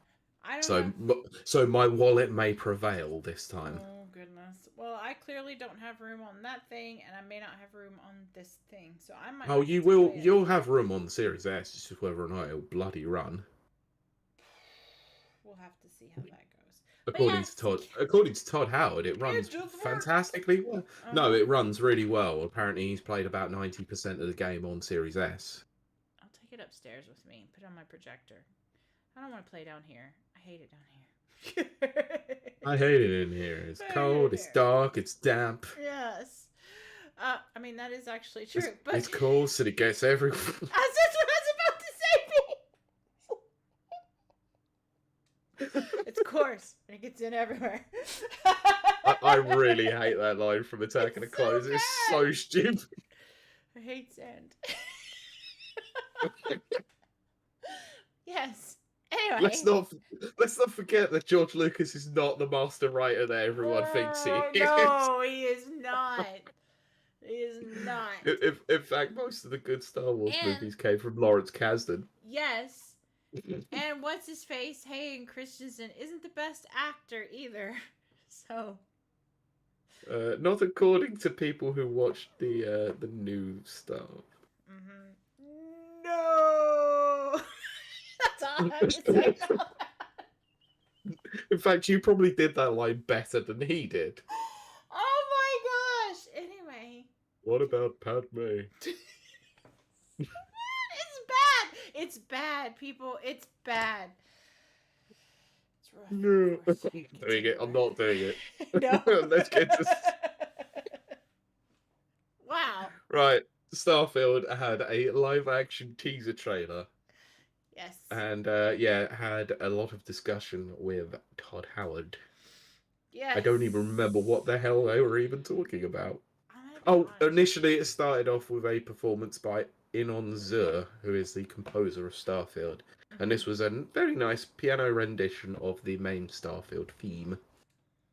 Just nice. It's no Jeremy good. Souls, but Jeremy Souls, which is Oblivion and Skyrim, that's next level. That's next level. I'm sorry, I love Jeremy Souls. But yeah, you also have to remember that obviously this isn't a fantasy epic, so Jeremy Souls' style might not fit in with this particular universe, so they've gone in a different direction. And actually, the music that we have heard from Starfield, that main theme, I think is excellent. No, it is nice. Yeah, don't get me wrong. But to this day, there is nothing that just grabs my freaking inside soul or whatever as Oblivion's intro, which then became Skyrim, but that Oblivion just like I used to listen to it all the time. And they haven't been able to recreate that, but I mean, it's also not bad. It's not bad. Don't get me wrong. Yeah. But yeah. So, where's your excitement level sitting for Starfield right now? Much like I said on our last 1 year freaking ago, Pete, a year ago. I know, it's ridiculous, right?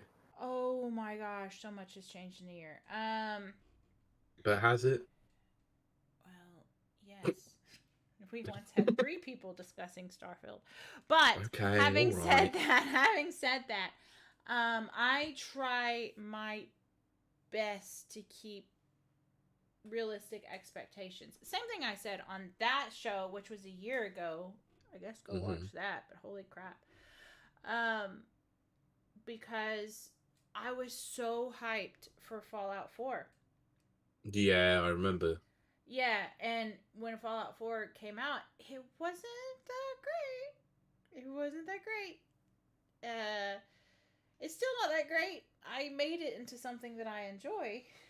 But it's not that great. It's not that great. But I try to, so I'm trying my best to keep like a level head about Starfield. I want it to do well. I want it to be so good.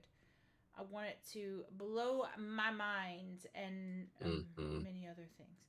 But I think I'm just trying to be realistic about it. I'm worried. I'm not going to lie, I'm worried. I'm concerned. Yeah. I get that. It's Bethesda. Come on. They never release good stuff in the beginning. It becomes good after, but not at first. Do you think that this is possibly why they are doing the early access period? It's entirely possible. They're so well known because day one launch, because they can technically get away with the early access period being day 0. Yes, exactly. And then they can do like last minute bug features. Yeah. Bug features. And Todd we trust.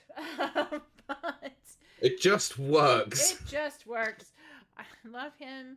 I hope that this... But he don't help himself sometimes. He can't. Like, he's a hype man. That's what I mean. He's like Jeff Kiley. He just can't help himself. He's a hype man. I love all of them. But I hope that it works out well. I probably won't... You don't have to tell me twice. I've got the game pre-installed on my freaking hard drive. I'm excited. I will probably not be playing first day. I've just got so much going on, which disappoints me greatly because, like, I've been looking for... But the thing is, I've been looking forward to Starfield for so long. Like, once I do finally get into it, I'm just gonna like revel in it. I'm just gonna like Yeah. luxuriate and just bathe in it and just be like, oh, stop feeling. Yeah. Did you know the good thing about it though? What's that? From my side, What's I that? won't be playing it on the 6th at all. Why? Because on the 7th and the 8th, because I'm working next weekend, Uh-huh. I get my loo days, meaning I've got 2 free days in the week to just nice. absolutely play the living hell out of it. Nice. Very nice. That's very gonna be nice. banging. Yeah. Yeah, I am literally putting Discord on Do Not Disturb. Nobody is getting hold of me that day. I mean, if we've got to do a podcast planning, don't expect it. I'm hoping I can get I'm not all even my gonna mess. stuff. I'm just not even gonna bother. I'm just gonna be like, not this week. Oh my gosh. Yeah, no. In fact, maybe that's what. No, because we're having Mags on next week, aren't we? We are, yeah. Yeah. Well, we can still mention Starfield. Maybe Mags will play it. Yeah, because he might have picked it up in the early access period. It's not really his style, but it might play. Maybe not. No, but it is a new game, and he does play all the new games. That's true. That's true. So, Mags, if you're out there listening, we'll talk about it next week. But hopefully, You better be buying early access. Oh, you better be. Hopefully, I will get. In fact, I might even go into the Tuesday show and say, "Oh, you get early access." You should do that. The Tuesday shows are so fun. They're very fun. I keep meaning to pop in, and it's just get so busy on a Tuesday now. It does on a Tuesday. No, but yeah, those Tuesday nights are very fun. I do encourage people to go over there. Plus, I'm usually in there. Bullet. Yeah, well, I will do the same. I'll make sure I'm there. I keep promising I will be there. When I promise something, I do deliver eventually. Eventually. No, I'm kidding. Yeah, I'm like a game developer that keeps telling you the bug, like the patches are coming out. Consider me Redfall. Oh gosh. Oh dear. Oh dear. Never be Redfall. Which is the worst thing to do in the world. Cutting an Xbox game when you're in a PlayStation show. Oh my goodness. Anyway, shall we? I knew there was a reason why I brought up the DCU before. Have we got another Go and check the pre-show out on YouTube if you haven't seen it already, or Twitch. Because Zack Snyder was there to reveal his next project, which is not a video game. It is a set of movies, and by set I mean a part 1 and a part 2 of the film series called Rebel Moon. Oh yeah, that's right. I forgot he was doing Rebel Moon. Yes. Talk about it, Pete. So, Rebel Moon Part 1, A Child of Fire, will be released on Netflix on December 22nd, 2023. And Part 2, The Scargiver, will arrive 19th of April, 2024. Like I said, they're coming to Netflix. They are... crap. Looking... This is... Look, I'm not... this is hard to say. I really don't rate Zack Snyder as a director in any way, shape, or form. He has done some okay projects. I love 300. And I like Sucker Punch. Sucker Punch was an utter slog to get through. Everyone what a pile of dog crap that was. I didn't love it, but I liked it. I haven't watched it. I like the cast. I like the cast. I like the... Back then, that whole gritty, weird comic book, freezy, slow frame stuff was really in.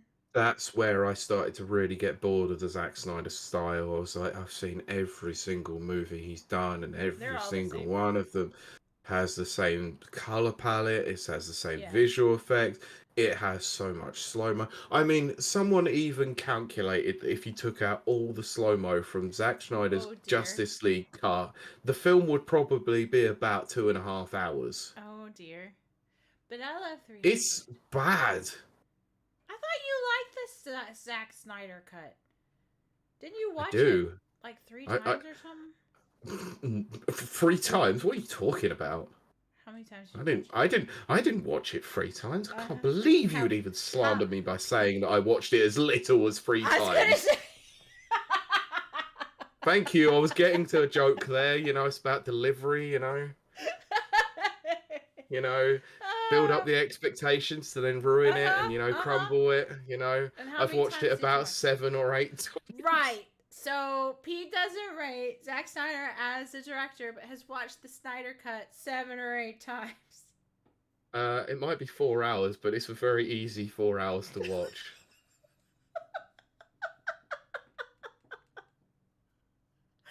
Oh dear. I Oh don't help dear. myself, I No, know. you do not at all, Pete. But continue on. Oh my goodness. Right, let's move away from that. Look, okay, let me just bring this up, right? Because it says part 2 is called The Scargiver. The main character is called Scargiver, and that is a terrible, terrible name for a protagonist. And there is. I give scars. That is who I am. Oh goodness. Yeah, that is just calculated that would be a day of my time I'm not getting back watching that 7 or 8 times for 4 hours. They weren't on the same day. Let's just make mention of that. It wasn't the same day. I will say this as far as 4 hours goes. I made a Call Me Kevin and an I Am Krusty compilation. I downloaded it off YouTube, and they're each 4 hours, and I watch them all the time.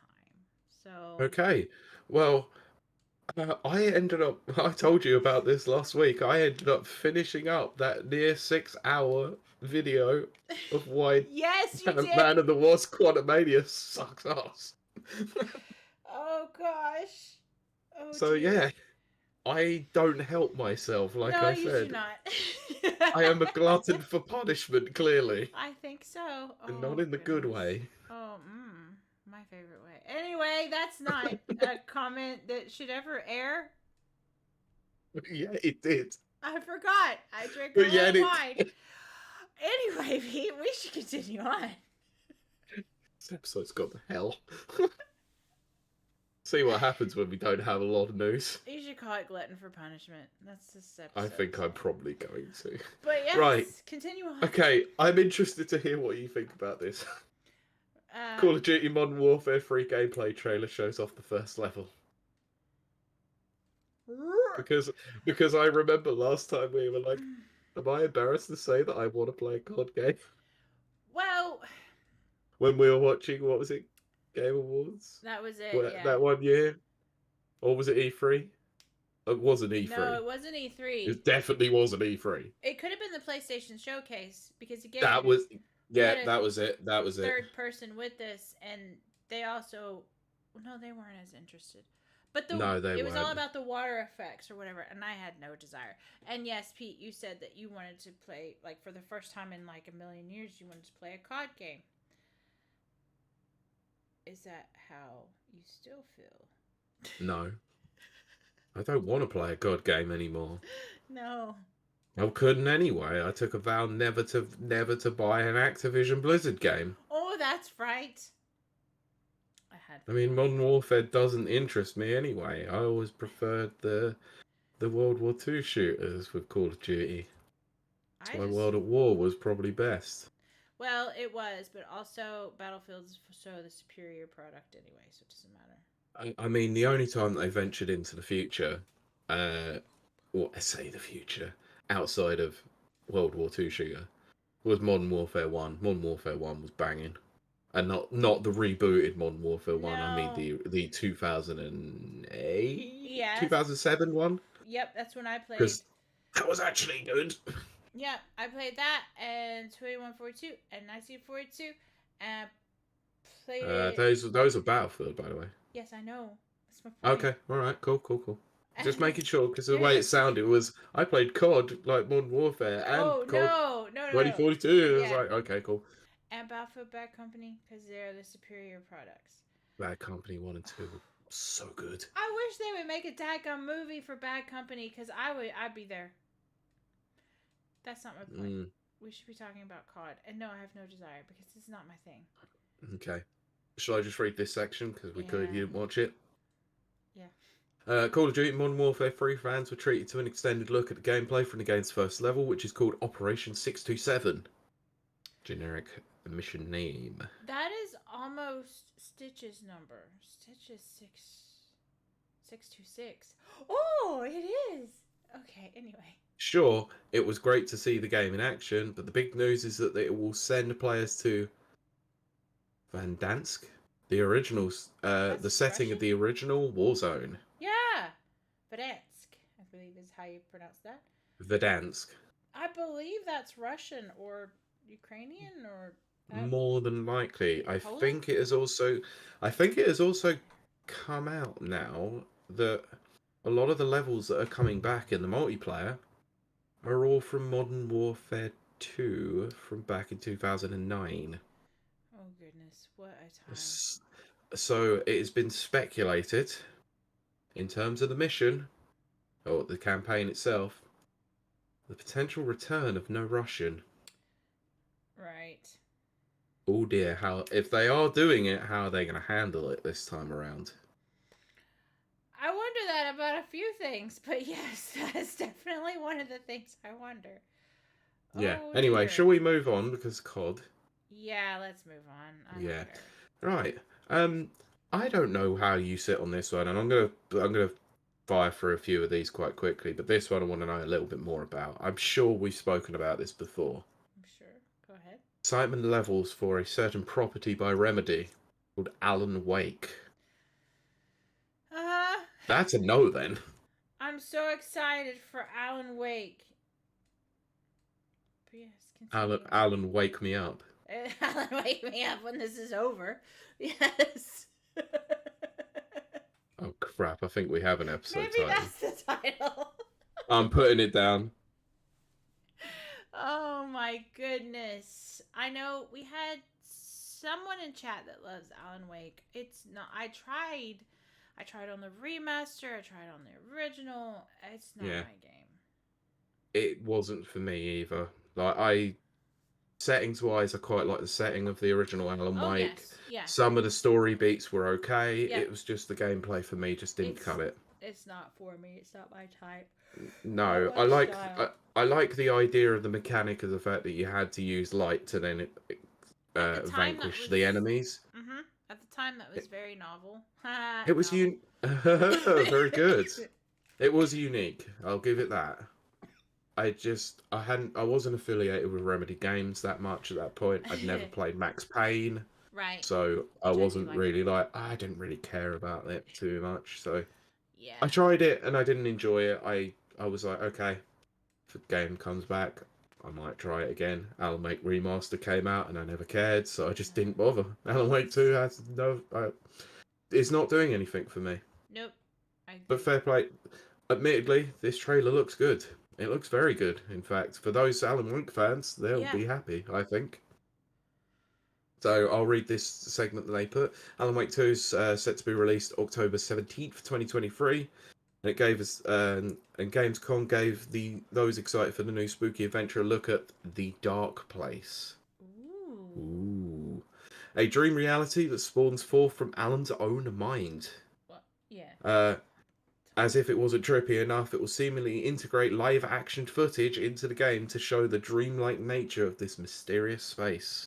That's interesting. It's kind of an indie ploy. Indies do that. Yeah. Yeah. That's weird. It does sound at least interesting, and I'm quite happy about that. So, anyway, let's mainline through this one, because Diablo 4 Season 2, called Season of Blood, adds Vampire Hunter Companion, and to be honest, I don't care about Diablo. I don't really either. Or Diablo, whatever you want to bloody call it. I used to care more, but I don't care anymore. Does that make sense? Yes. Oh god, I'm not saying anything about that. What? There was something in there that I spotted in the article itself, and it was saying about the new Vampire Hunter companion named Eris or whatever, who's voiced by Gemma Chan, who was in the Eternals. Oh goodness! And I'm pretty sure Gemma Chan won't want to be remembered for that.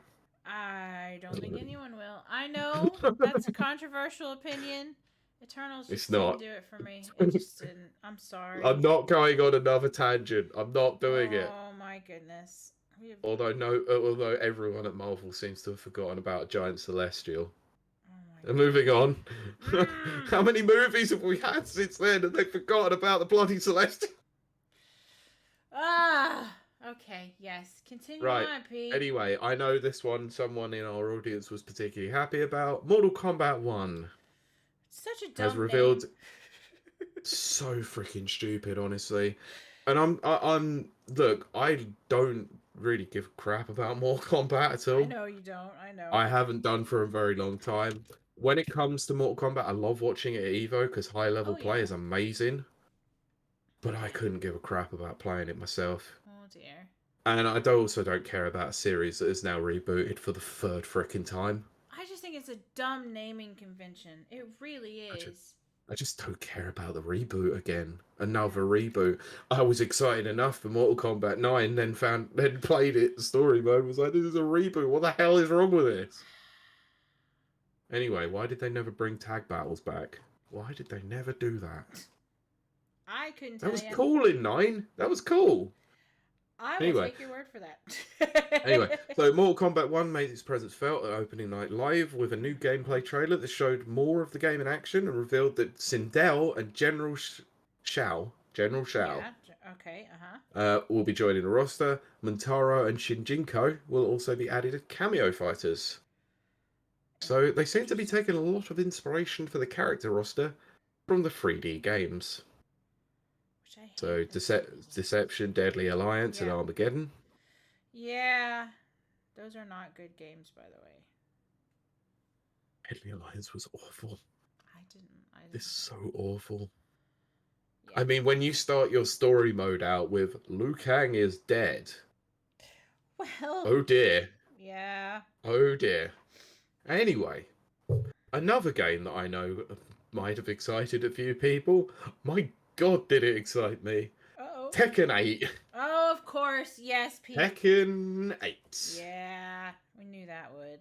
So, along a new trailer, Bandai Namco revealed at a Gamescom opening night, the Tekken 8 will officially be released on January 26th. Wow. Okay. Xbox, so for PS5, Xbox Series X and S, and PC. It was also revealed, oh my God, it was also revealed that it's coming to WASD in September. Oh, nice. Yes. I'm going to play the crap out of it. You're going to be at WASD, right? I am. For one day. Yeah, I was thinking about For going. one day out of the 3. I'm trying to see if I can. I know, I've don't left think it I'll in be your able to. hands. Yeah. Left it in your hands. I'm hoping I can. But yes, because I can only go for one day because that's all I can get. Yeah, that's what she said. So, but yeah, this looks awesome. Sorry, Karen. No, I just hope that you do get to play it. Yeah. Yeah, I'm sure I'm gonna do what I did at WASD earlier on in the year and pretty much hang around the booth the entire day. Yeah. Like I did with Street Fighter 6. I was gonna say, I remember that episode. That first day was a complete write-off. It was like, did I play anything? No. Did I just hang around with Street Fighter? Yes. Yeah, this trailer was cool. It showed a hell of a lot of customization in terms of character designs. So it's sort of going down potentially the Street Fighter route where it had a lot of customization. There were some chibi characters in there. I'm not sure what that's in relation to. It could be their online infrastructure, or it could be something to do with the story mode. I am not 100% certain, to be honest. Right, okay. One of the coolest features for me, which was, I always appreciate this, soundtracks. Right, Every single Tekken soundtrack is on the game, and I love that. That's very cool. And some of the music is absolutely ridiculous for Tekken. I have to send you one of the most bonkers tunes that Tekken has. Yeah. It's so weird. It doesn't fit with the game, but it fits so well with the game. It's freaking weird.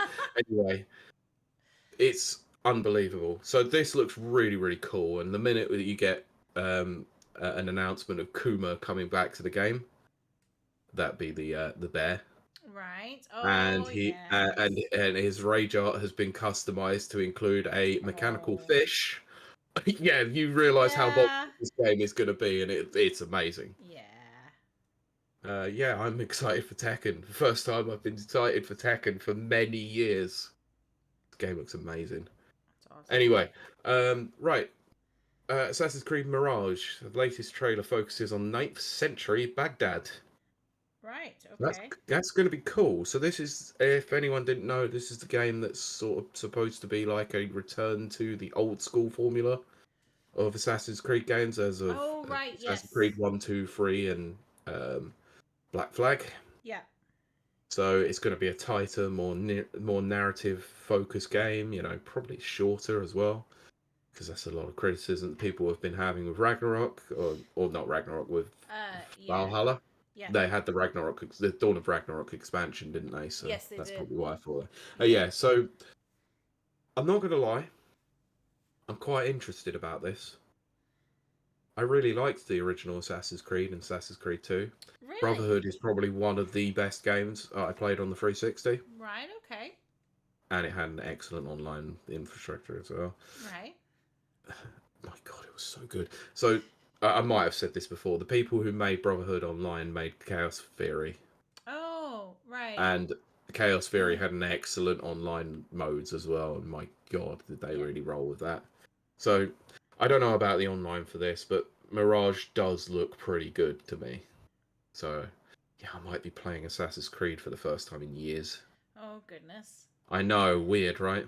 Anyway, Assassin's Creed Mirage received a new gameplay trailer. It showcased the 9th century Baghdad and featured a fully Arabic voiceover.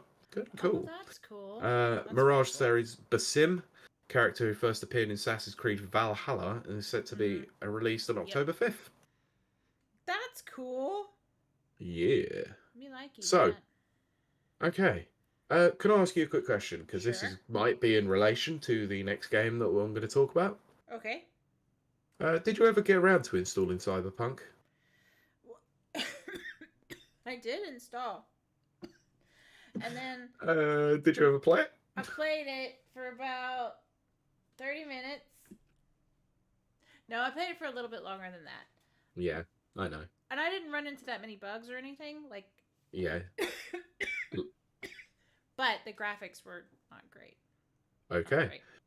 Because CD Projekt Red didn't just release a new gameplay trailer for Cyberpunk 2077, Phantom Liberty also confirmed that all players, no matter if they purchase Phantom Liberty DLC, will get access to version 2.0 update that will feature a bevy of improvements. And these improvements apparently have been doing the rounds, and people are very, very happy with them. Oh, goodness. Well, good for So them. as for the trailer, it gives us a look at the Phantom Liberty before its release date, and teased a ton of exciting things, including a new district, dozens of new story quests and gigs, vehicle combat and mounted weaponry, revamped police system, combat AI overhaul, endless dynamic events and missions, redesigned cyberware and perks, all new relic skill tree and abilities, increased level cap, and 100 plus new items, weapons, cyberware, and fashion. Right. So, very, very cool. Might be an excuse for me to reinstall this. Because if it actually does play at all, then it might be worth playing. It might be. I did enjoy what I did play. Yes, me too. Graphics. Yeah. Yeah, I encountered quite a few bugs in my first 5 hours, and I was like, holy crap, this is bad to play. And that time, I was actually playing on the One X as well. So. Oh yes, that's right. So now I've got the Series X. I probably will reinstall it and give it a try. Yeah. I've just been waiting for them to actually fix it a bit more.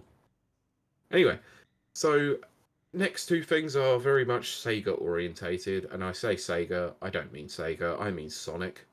Sega. Because Sonic Superstars finally has a release date, which is October 17th. Oh goodness. And we'll also offer online free-for-all battle mode. And co-op and local co-op with up to 4 players. And it is definitely not new Sonic Bros. Oh, good old Sonic Bros. Yes. Anyway, Sonic Frontiers, the final Horizon update is coming later this year. And did everyone forget that Sonic Frontiers even came out? I did until you said it just now. Me too. So yeah, it's free update called Final Horizons coming later this year. Add a new story, new playable characters, and new challenges. Cool. Nice. Yeah, I can't say I know anything about where Sonic's going. Yeah. Anyway, Quantic Dream announces Dustborn. So these are developers behind Heavy Rain. And Detroit. Quantic Dream announced that it will be publishing Red Thread Games Dustborn. I forgot that. Oh Christ, yeah, I forgot that Quantic Dream became a publisher. Yeah. I forgot they became a publisher. So this is a narrative-driven action-adventure game that is set in an alternate version of America. The game is described as one about hope, love, friendships, robots, and the power of words. The players will be building relationships with their crew as they travel across the country. Oh dear. I'm not going to lie, based solely on the image that's on the IGN article, this looks like Hipster 2023, the game. I don't like Quantic whatever's. Quantic Dream. Because they did Detroit Become Human, which graphically is beautiful, but Narratively speaking. it's just QTE, I was going to say the game, but it's not even a game. QTE, the QTE. Yeah, that's it. And it's just like, I don't know. Like, I don't begrudge anyone. You should play what you like, but I need an actual game. Oh my god, I'm going to have to go through some of this a lot quicker than I thought. Yeah, I'm falling asleep, Pete. Yeah, I didn't realise there was as much shown here as there actually. My god, I'm only about halfway through. And it's already 9:30 at night here in the UK. Fully aware, and it's an hour and 30 on the recording. So let's mainline this. Okay. Right. Okay. So thank goodness you're here. It's a new game from the studio behind Untitled Goose Game. Here's one of the new announcements. Little Nightmares 3 is coming, and it had a trailer that showed co-op. This did look good, actually. Big shout out to Supermassive, because we actually know people who work at Supermassive. Oh, woo. Anyway, do you remember a game called Black Myth Wukong? No. This was the game that seemed to set everyone on fire, I believe. Oh, the Chinese-inspired one. Is that it? The game that's developed by a Chinese developer. Yes, so that's got a whole new trailer, and it looked very interesting. It was very pretty when they did it the first time. Yes. Yeah, well, this also does look very pretty and very interesting as well. So they've got my attention. Let's say that. So sorry. I know I said I'm mainlining this. I have to do something. Did you know that Marvel Snap is now on Steam? Oh, Marvel Snap! Sorry, what was that? I was just shouting out Marvel Snap like the guy does. That's why I was doing that. Yes. Because he is the most overexcited cokehead I've ever seen. Yes. It'll be interesting on Steam. That's cool. Look, I'm sorry. I probably shouldn't call him coke. Oh, yeah. Yeah. He's just very exuberant. He's just very energetic. Very energetic. He's really happy with his job. Mm-hmm. Anyway, Medieval Fighter Warhaven has a release date, which is 21st of September 2023.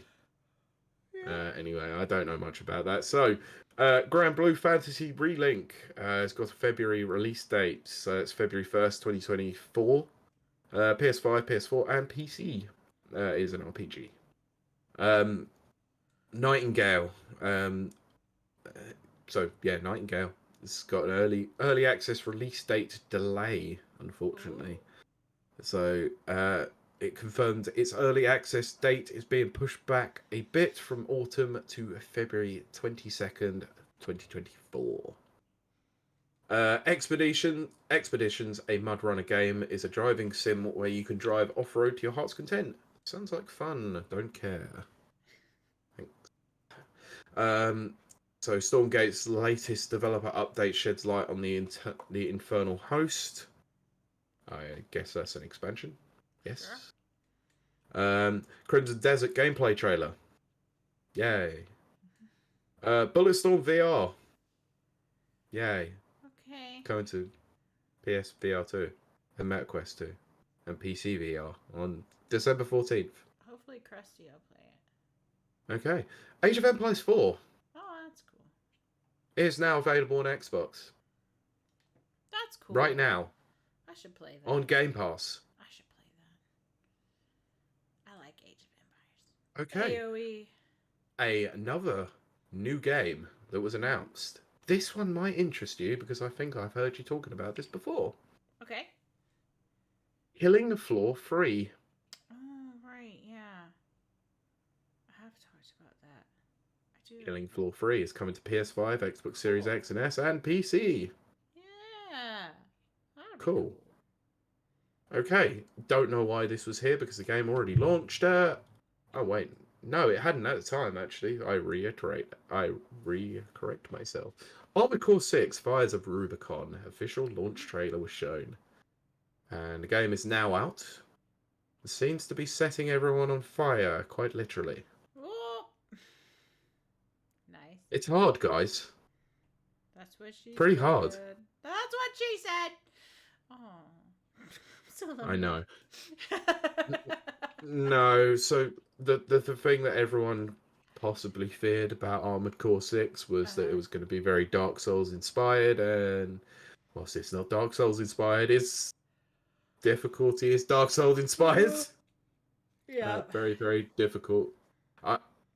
Now I'm mentioning it because I saw your tweet about From Soft's difficulty. I'm not delving into it. I'm really not. I just thought I had to mention it. Anyway, right, I can see you're losing the will to live. Yes. The Last Epoch, official Rune Masters first look trailer. The Crew Motorfest had a gameplay trailer. Fort Solis had an official trailer. Lords of the Fallen got an extended story trailer. Genshin Impact concert reveal trailer. Sorry, Nana, I'm going to have to skip over this because I can't say anything more about it. I didn't see it. Honkai Star Rail's got an official PS5 trailer. I believe the game's coming to PS5 later in the year, maybe December. Zenless Zone Zero. I mean, try saying that quick 5 times in a row. No. Yep, got a trailer. Ooh. Payday 3's official Ice-T trailer. Ooh, cool. Okay, I will like that. I'm gonna watch that. Yeah. I mean, me and you are playing the heck out of Payday 3 when it comes out. Yes. I have not played a Payday game, so I need guiding through it. You'll be the perfect guide. Oh no, it's fun. It's fun. So, right, Delta Force got an official gameplay trailer. I can't remember anything about Delta Force, but it's probably another generic action army game. I know there's a Chuck Norris movie called Delta Force. Oh god. Right, Homeworld 3 had a story reveal trailer. Mandragora got an official gameplay trailer. Warhammer Age of Sigmar Realms of Ruin got a release date trailer. Era History Untold got a story trailer. And that's about it. Sorry to have to mainline through most of that. Quite bad. You did, because I'm very sleepy now. I know, I could see it. That's why I saw that you were losing the will to live. I was like, I have to get through this now. Right, so that was Gamescom. I wasn't blown away with it. That's what she said. In fact, I didn't even watch the show. Didn't even get into it. Just watch the trailers. To be honest, I just skipped all the guff in between. Yeah. Well, hopefully, Front Page Rob will report back his findings. Yes, hopefully so. I mean, we did invite him onto the podcast to come and discuss it. So the invitation is open whenever you like. Yeah. If you want to come on and discuss Gamescom as a whole, please do. If not, I'll be looking forward to the thoughts written down in an article. Yeah. Right, that's it. That's our show. That's going to do it for us, folks. I'm very sleepy now, but thank you for joining us in our Gamescom rush. What, Pete? Nothing. Oh, I thought you had something to say. No, it was just the fact that Nana's comment that says ZZZ's trailer, and he doesn't mean he's sleepy. It means Zenless Zone Zero, I think. Oh, yes. It's just the fact that you said you were sleepy, and I saw that comment. I'm sleepy. I go sleep now. But we thank you so much for joining us. It's been a wonderful, lovely evening. Catch us, in the future on the flip side. Listen to us on Well, it doesn't have to be Spotify. It can be anywhere where podcast is. Mm-hmm. Because we're not doing so great on our audio. So, But the video is doing very well. Thank you for everyone who's watched on YouTube and Twitch. I do want to thank everyone. I mean, never think that I'm not being appreciative, because I am. I do thank you very much. Trust me, I know that. Yes. I get several messages of, why isn't this uploaded? Yes. No. Or did you mean to send it this early? Kylie only messages me when I do something wrong. No, never. But yes, but no. But It's true. it's true. I can But show you. I have proof. I have the receipts. oh no. But if you want to join us over on twitch.tv/Rapper Reviews for our little after party, our little after show, you can do that. But right now, we're going to finish this up. Pete, do you want to add anything before I wrap us up? Not particularly. Other than the Neville Watchers have got an episode out at the moment. We do our top tens? Was it the last one? Oh no, the last one we did was Secret Invasion. We were back to the Marvel Universe. So please go and give that a listen. Yes. We have got another episode due out very soon where we're going to be covering a good film, I think. We're doing Fantastic Mr. Fox. Oh, yay! Yay! I love that film. Huh. That film has a history here on this podcast, too. Yes. That's where we came up with our you cussing mother cusser. Yes. I do love that. But don't say anything more about it because Kurt hasn't seen it. I'm not going to say, oh, okay. Then nope, I won't add anything more to that. Okay. But thank you for joining us. And we will see you and talk to you next week. Bye. Cuss this mother cussing show.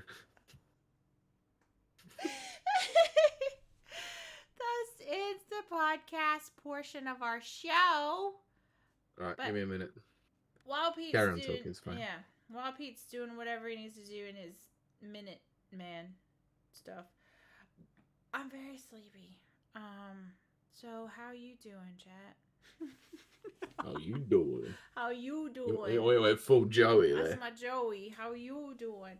I'm very sleepy, which is surprising because I didn't think I would be, but I am. Also, I did a test podcast this week. Yes, you did. I'm surprised you actually didn't mention that on the main show. I didn't want to mention it on the show part, just in case. Okay. But I will mention it here. I did a test podcast, a whole new era. It was cool. You'll be hearing some form of it. I don't know if hopefully I'll be involved with it, but some form of it in the coming months. It's a big one. Yeah, when you told me about it, I was very interested in hearing it. Yeah.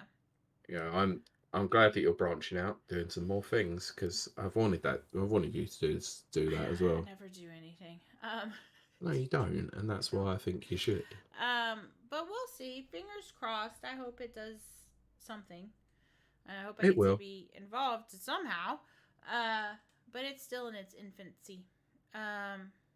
But a lot of stuff we talked about tonight, we actually talked about. So I was trying not to make the same jokes. Ah, no wonder you got glazed over on it. Yeah. Like, I'm so good at talking about this now. Yeah, gee, thanks. There I was thinking I was making an original show, because news podcast shows haven't been done before. Well, yeah.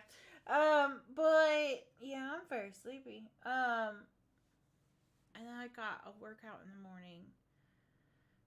It's supposed to be. What are you doing tomorrow? I can't remember. I've blanked out. I'm sure it's running. That sounds about like normal for life anyway. I'm going to look it up because I'm curious. I'm going to see. I'm going to look right now. Look. Yep. Woohoo! Howdy, y'all. If this thing ever loads. Oh, yeah, it is running, but it's 10 deadlifts. 3 rounds of 10 deadlifts and a run, 800-meter run. Oof. 3 rounds of that. Ooh, dear. Yeah. Cardio, your favorite. Cardio mixed with heavy lifting.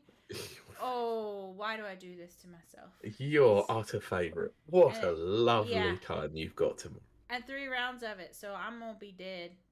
I'm just going to be laying on the floor. Sometimes I do that. I just lay on the floor and people come over and be like, you okay? I'm like, yeah, I'm fine. Yeah, just cardio sucks.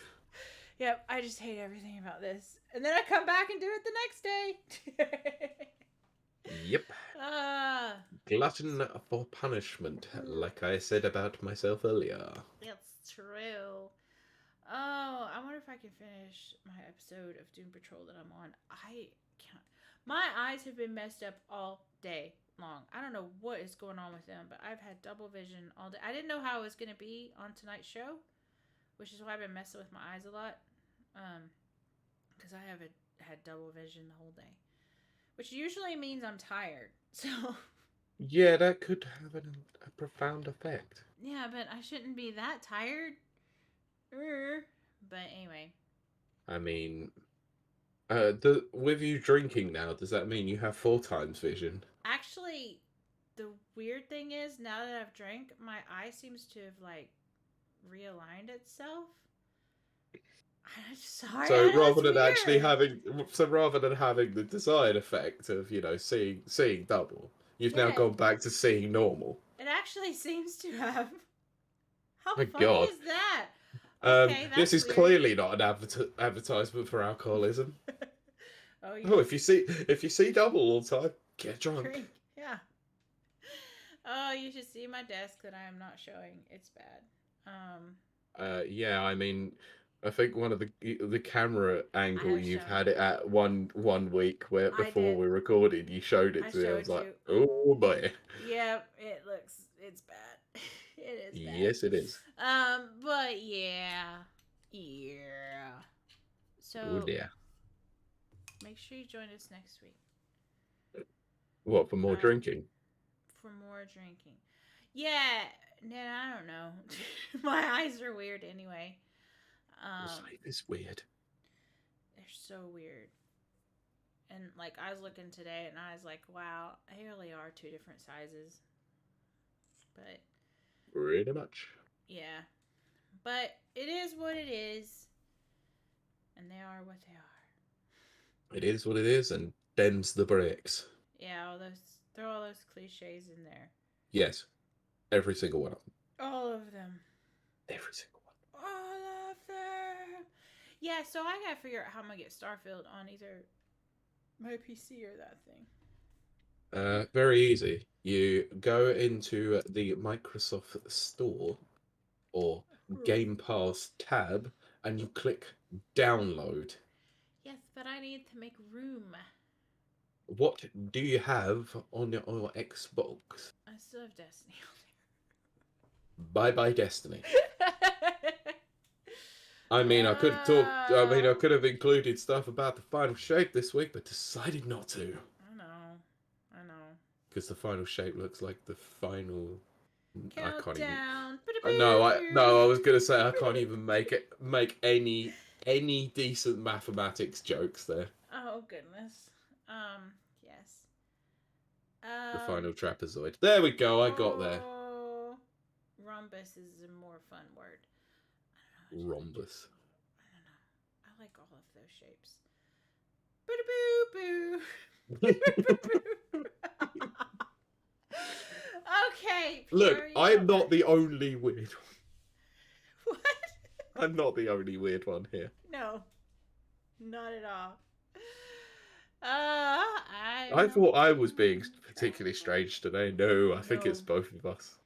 I don't think we help each other sometimes. It's true, and like I'm on restricted calories, so my brain's just eating itself. This is not true. Whereas, yeah, I'm in a lot of pain. Emotional pain. No, I mean an actual amount of pain. Yeah, I know. Oh goodness, you and your golfing. I really hate it. Oh goodness, you should join CrossFit, and then you'll be golf fit. Ah. Aha, very funny. My trainer plays golf. I'm not sure that it helps with bug bites. You have to be strong to withstand the bug bites. What in the crap? I'm not even gonna like exercise that one. Uh-huh. I need to. Was don't even know what to say. Are you trying to say that I'm a flabby bastard? And No. I wouldn't have this problem if I No. wasn't so fat and munchable. I would never say that. I'm saying you need No, to. I'm saying I am saying that. I'm saying you need to become an X-Man and get strong skin that is impervious to bug bites. Look, I wish I was Colossus. Exactly. That's I exactly what I had wish. in my mind. But Except for one minor appendage. what? I'm not sure. I'm not sure I want a male dick. I never thought of that, Pete. Oh my gosh, Colossus has a metal pee-pee. He got a male wang. I never thought of that. Oh my Really? gosh. Really? Are I know you that's joking? weird. Of all Are the you people, like joking? I should. Are That you should be. joking? Yeah, I know, right? They You even say made a that joke in Deadpool 1. Well, I think they did, didn't they? They even made a joke of it in Deadpool 1. Yeah, I've been weird lately. Where he get kicked in there Yes. and he says something. Oh yeah, and he reaches. Like, Thank you. Yes, Thank that's right. you. I. Person who's watched Deadpool 1 more times than anyone else I know Definitely. didn't remember the Deadpool 1 metal dick joke. Well, yeah. Oh yeah, that's right. Because he says. I forget exactly. I've watched that film twice. I've watched it 6,000 times. I love him so much. You tell me when it's hit over 9,000. Over 9,000. Thank you. Deadpool is the perfect man. I love him. Until he looks like an avocado. I don't care. That had sex with an older, even more disgusting avocado. I do not care about his looks. I would be the avocado.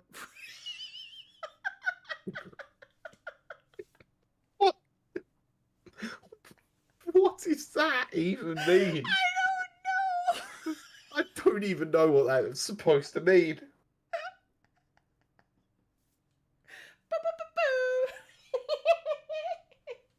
Hold on. What?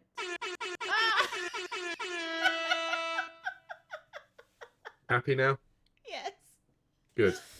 Oh, okay. I'm very sleepy. Are you about done? I think we are, yeah. I think our audience has abandoned us at this point. Are you surprised? We started talking about Colossus's jump.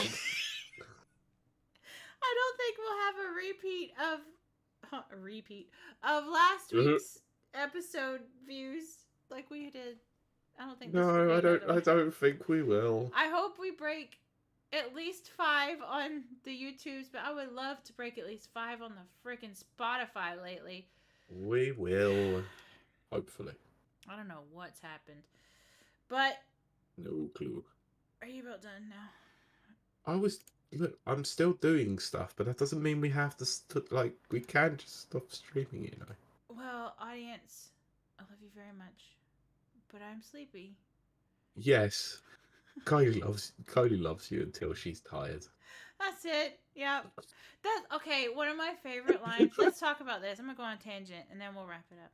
One of my favorite lines in Barbie though is they have a dance number and then Ken comes over to Barbie and he's like, Barbie, I want to stay the night. She's like, to do what? He's like, I don't know. And then he says something else and he's like, I don't know. I could just sleep over. She's like, why? This is my house. You go to your house. See, that's how I would be in a relationship. I would be like, this is my life. You have your life. You go do your thing. And I would be in my life. It would be a really weird relationship. And I realized that. I'm Barbie. And Ken can't stay at my mansion. He has to sleep at his own mansion. Because this is my house. Yes. Are you sure you're not Knauf? I love that. I love that whole musical number. Pete, have you ever watched it? No. He talks about being his own man and standing on his own 2 feet. And I love that. Base. But yeah, no, I'm done now. I am done now. I will talk to everyone next week when I'm less tired. Yeah, right. Yeah, right. Anyway, go watch the show and download it. We'll see you next week. Good. Bye. Bye bye, everyone. Thanks.